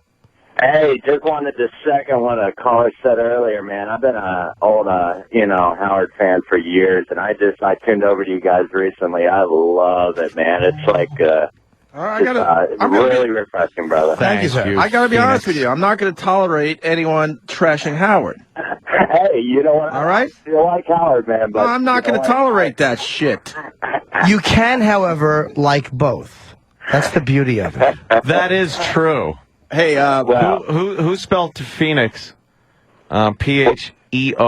And you're a bad speller yourself. I know, and I know that. it's I'm a San Diego transplant. It took me a while too. Yeah, you have no idea what we're talking about. I love All right, boys, I'm punching out. Hey, Brad, no. You've been listening to us for 2 weeks. What bit really got you where you went, holy shit, these guys are all right, man? Oh, my God. I mean, I just got to say, what Jimmy's just a Jimmy's just a fuck, he said. We all agree. You heard that. Jimmy's just a fuck. Jimmy's just a fuck. No, he wasn't saying that. He said Jimmy's just a fuck. No. The butcher? The butcher misspelled that one? Yeah. Wow. Yeah. Hey, Danny, what's man crying on intervention all about? Just play it. Play it? Yeah. It's fantastic. Just I think I have an idea. Fuck. Is this the show? Oh, yeah, another needy bastard. All these intervention shows drive me nuts, too. What the... You know how on intervention... How much are we supposed to tolerate? Could these mentally ill people tell us? Apparently, How long? all of it. How long are We're we supposed to tolerate for? everything? Till the fucking they're- cows come home. And the intervention is great because they are so dead set against it. They love the attention. They love it. But they have to say, I'm not going to sit for this. Yes, you are. I don't have a problem. You have the problem. What was this guy doing? Jimmy, what was his big fucking? sometimes I don't know if I'm amazing supposed to ask something, but You can ask me whatever can you say, want. Go fuck yourself. No, never. Were you ever Fuck yourself. What was that? What? intervention? Intervened? Your family with you, I mean? No. I know you've been part of other people's interventions, I would imagine at this point. Well, you know, a little 12-step. Never an official intervention. Oh, see, that's what I don't know if we're allowed to talk about. But, I mean, did your family ever sit you down and go, all right, look, Jimmy, Well, what the fuck? It was New Year's Eve, 85 going to 86. It was my last slice. I was 17, and they forced me into rehab. They said, you're going. There's no ifs, ands, or buts. You're going to rehab. I was 17, so legally they still had jurisdiction. So they sent me to the Princeton House in New Jersey. Fancy. It really did. And I went for 30 days, and I drank in the rehab, and I drank when I got out. Jesus. That was right when the Challenger blew up, early 86. How do you drink in rehab? We used to go to, let's just say, outside 12-step get-togethers, and my roommate Dwayne and I, it was me, Dwayne, and Harvey. Dwayne was a black guy from Trenton, my roommate, and Harvey was a very, very fucking psychotic guy with a mustache who would make me laugh really hard because he would make weird noises. Like when somebody else was sharing a meeting, he would go like, he was fucking out of his mind. So Dwayne got himself a pint of vodka, me a pint of wine, me a half pint of vodka. We drank in the rehab. But Jesus. Yeah. And then I'll never forget when I got out and I started drinking again. My mother said, Jimmy's been drinking. And there was a coffee cup, and my grandmother went, oh, and knocked over the coffee cup. It was like, right, me and my friend Chris Okanowski. Poor Granny. Yeah. Was she nervous because she knew that meant she might get a little... You know what? I can't go down this road. I don't care. I almost said something stupid. Say it, I don't care. Like she was going to get a beating. Why? What's wrong with that? She knew. Drunk Jimmy beating up It's not Granny. accurate. That's how she would get fucked. I never hit. I always talked with my cock when it came to older relatives. That's right. My cock talked, her vagin ass listened. We all need the meat paddles. The green and red fucking paddle thing. Dude, none of it's all good. No. Yeah, but sometimes I don't want to... Oh, no. Whatever. Never. Okay. What's the intervention thing? So just play it, you said? Yeah, I wasn't sure what it was going to be, and then once it kind of hits, I was like, okay, I get this. Definitely pulling this for the program today. Hell in my heart. I still love you.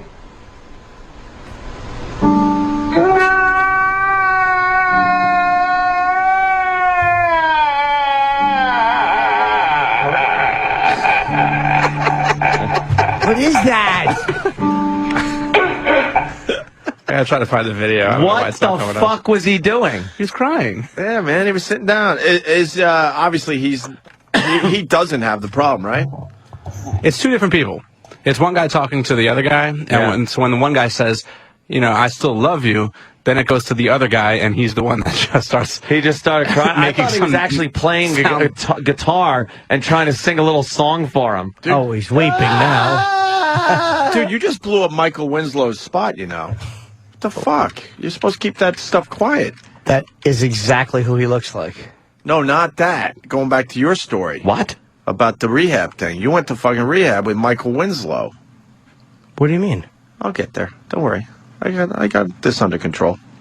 Jordan from Scranton writes, he was a psychotic guy with a mustache who would make me laugh by making weird noises. Okay. Harvey was white. Harvey told the story of how he got drunk. Harvey. He got drunk and would follow the police. He would get loaded in his car and drive behind the cops and tail them. See, that isn't the thing you're supposed to do. You're supposed to get away from them when you're... No. Who are these guys? Are they gay? Are they lovers? Are they brothers? Are they... Well, they're brothers. Wait, let me start it over. Yeah, start it over. Now we're going to look at the video. Uh-oh. It's Urkel. I still love you.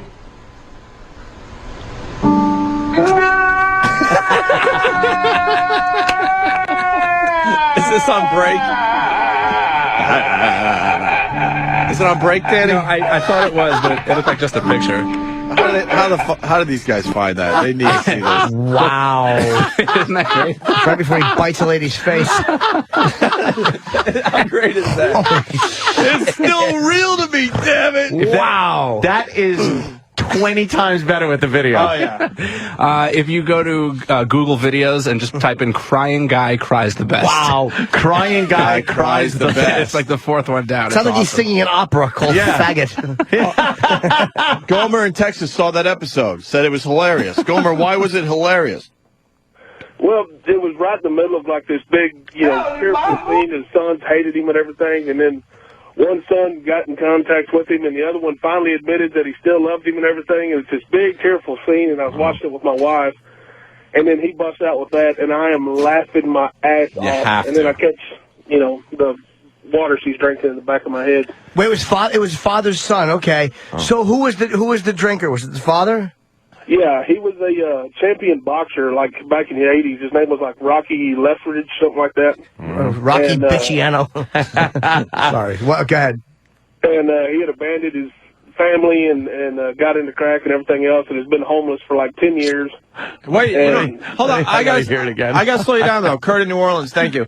Rocky Lockridge was a 2-time world champion boxer. Oh yeah. Wow. What, did he cry on his opponents until their gloves slipped? Good improv, Jim. I gotta hear it again. I still love you. Let me.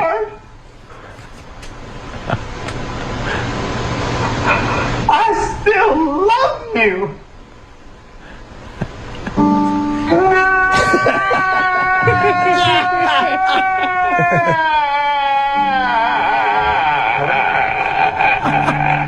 From the opera Nigaro.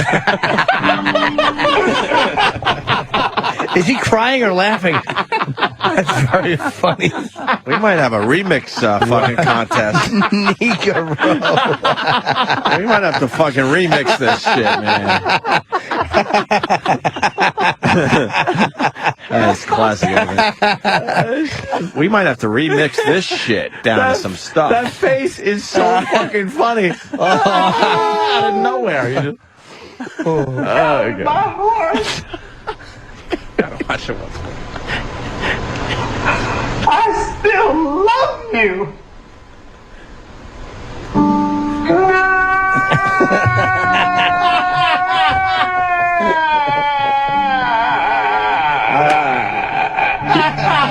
He runs out of crying. He does. The best part Yeah. is that he never shed a tear the whole fucking time. His sons are just bawling like little crybabies, Now, and he's just staring at them. And Yeah. then that's the first noise he makes is, The best part is at the end when he puts on a suit and does Minnie the Moocher as his fucking kid shipment to a fucking nut house. Beat it, you fucking punch drunk idiot. Let me tell you a story about Brain Dead the boxer.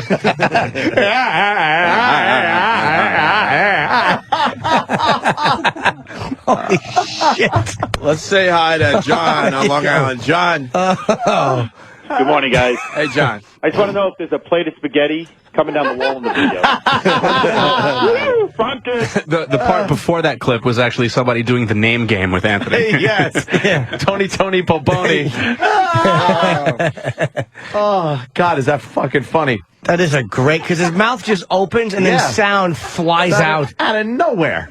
That's why I watched it. I'm like, okay, like, where's this gonna go? Yeah. All of a sudden, He looks like the fucking, when she fucking violently threw up in The Exorcist, how the mouth just opened and shit flew out of it. Some people are suggesting Shivo and that guy. Oh, yeah. You hear them together. That's great. Oh. Danny, what, big duties? on Twitter. Yeah, big duties on Twitter, and that's duties. How do you spell the duties The part? duties is DOODIES. Yes, it's spelled properly. It's proper. It's not the YS. That's not proper. It could be DUTIES. But I don't have any big duties. Duties. Ever. Oh, God. How great is that, huh? Yeah. How great is that? I'm loving it.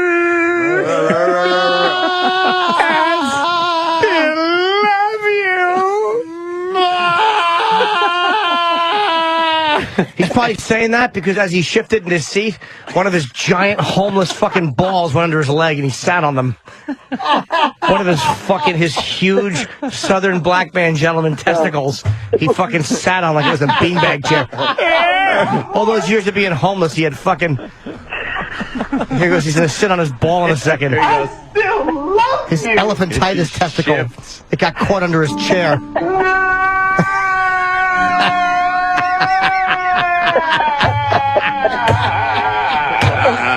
He just runs out of hair.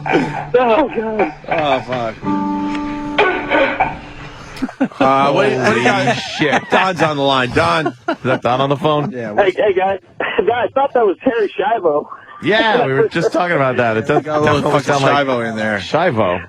I'm in tears, man. Punch it out, guys. Should we go remix contest with that clip or what? Should we do remix contest? What? I don't know. Fuck. If somebody wants to, why not? Yeah, this guy fucking rules. Yeah, that guy is the best. Out of nowhere. Sounds like he's jumping off a cliff.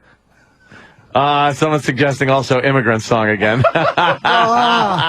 might want to throw him into immigrant song. The Terry Schiavo immigrant song remix is despicable. It's also very, very funny. It's great. This guy might fit very well. We could into throw this immigrant into song. some rock screams. Yeah. We could do a little rock scream with this guy.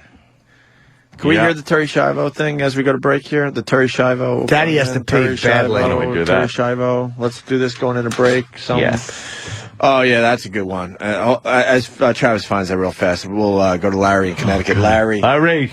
Hey, boys. Hi, Larry. This guy sounds like Tar Box on that Jerky Boys thing. He punched me and kicked me. My dude. This guy has big, swollen, homeless guy hands, too. When you look at his hands, the back of his leathery hands, he looks fucking homeless. Oh, that's another one there. Yeah, okay. Janine is saying the little kid that stands up in the seat when he's on medication and his father coming home from the dentist. And he screams. Yeah, this poor bastard. Just get a bunch of fucking screams, put them together. Anthony, I just fucking tweeted that fucking clip on Opie Radio thanks to Big Duties. Yes. So there you go. You can see the fucking video. Look at us using technology. We're crazy. Steve from Bayshore is always just... he's always a treat, isn't he? Too racist to say what he's writing, but it's always funny. He says the guy's a fucking... That one? No. What? Howler? What? I'm not even getting close to it. All right. Why don't we take a leak? Yeah, let's take leaks. It sounds like, oh, yeah. Grab each other's cocks. Yeah. Yeah. I love it. I'll admit this. When I'm peeing and a friend is holding my cock and squeezes so hard that it stops the vein. Ah, yeah. Who doesn't love that? Ow. Okay. That would hurt. Sure would. His new name is Trav Dog? Yes, Trav Dog. That's Travis's new cool name. Because he hates it. Stupidest name. What? It's cool. Look, Trav is.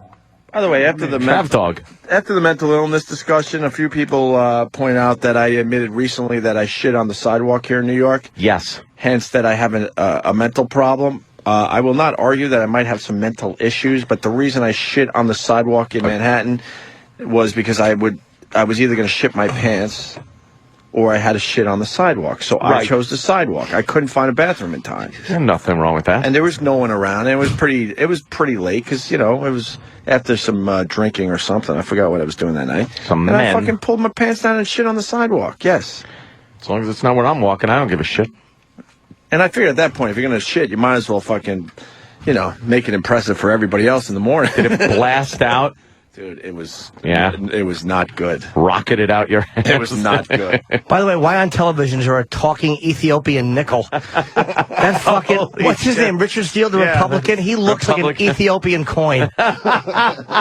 He really... What a dumb fucking... That's a great visual. Bald head he has. Leak time, Jimmy. I have to fucking tinkle. All right, let's go. I want someone to kneel in front of my penis and make that crying noise. Yeah. You got it. Oh, Trap Dog has it. Here we go. We're going to play this as we go to break.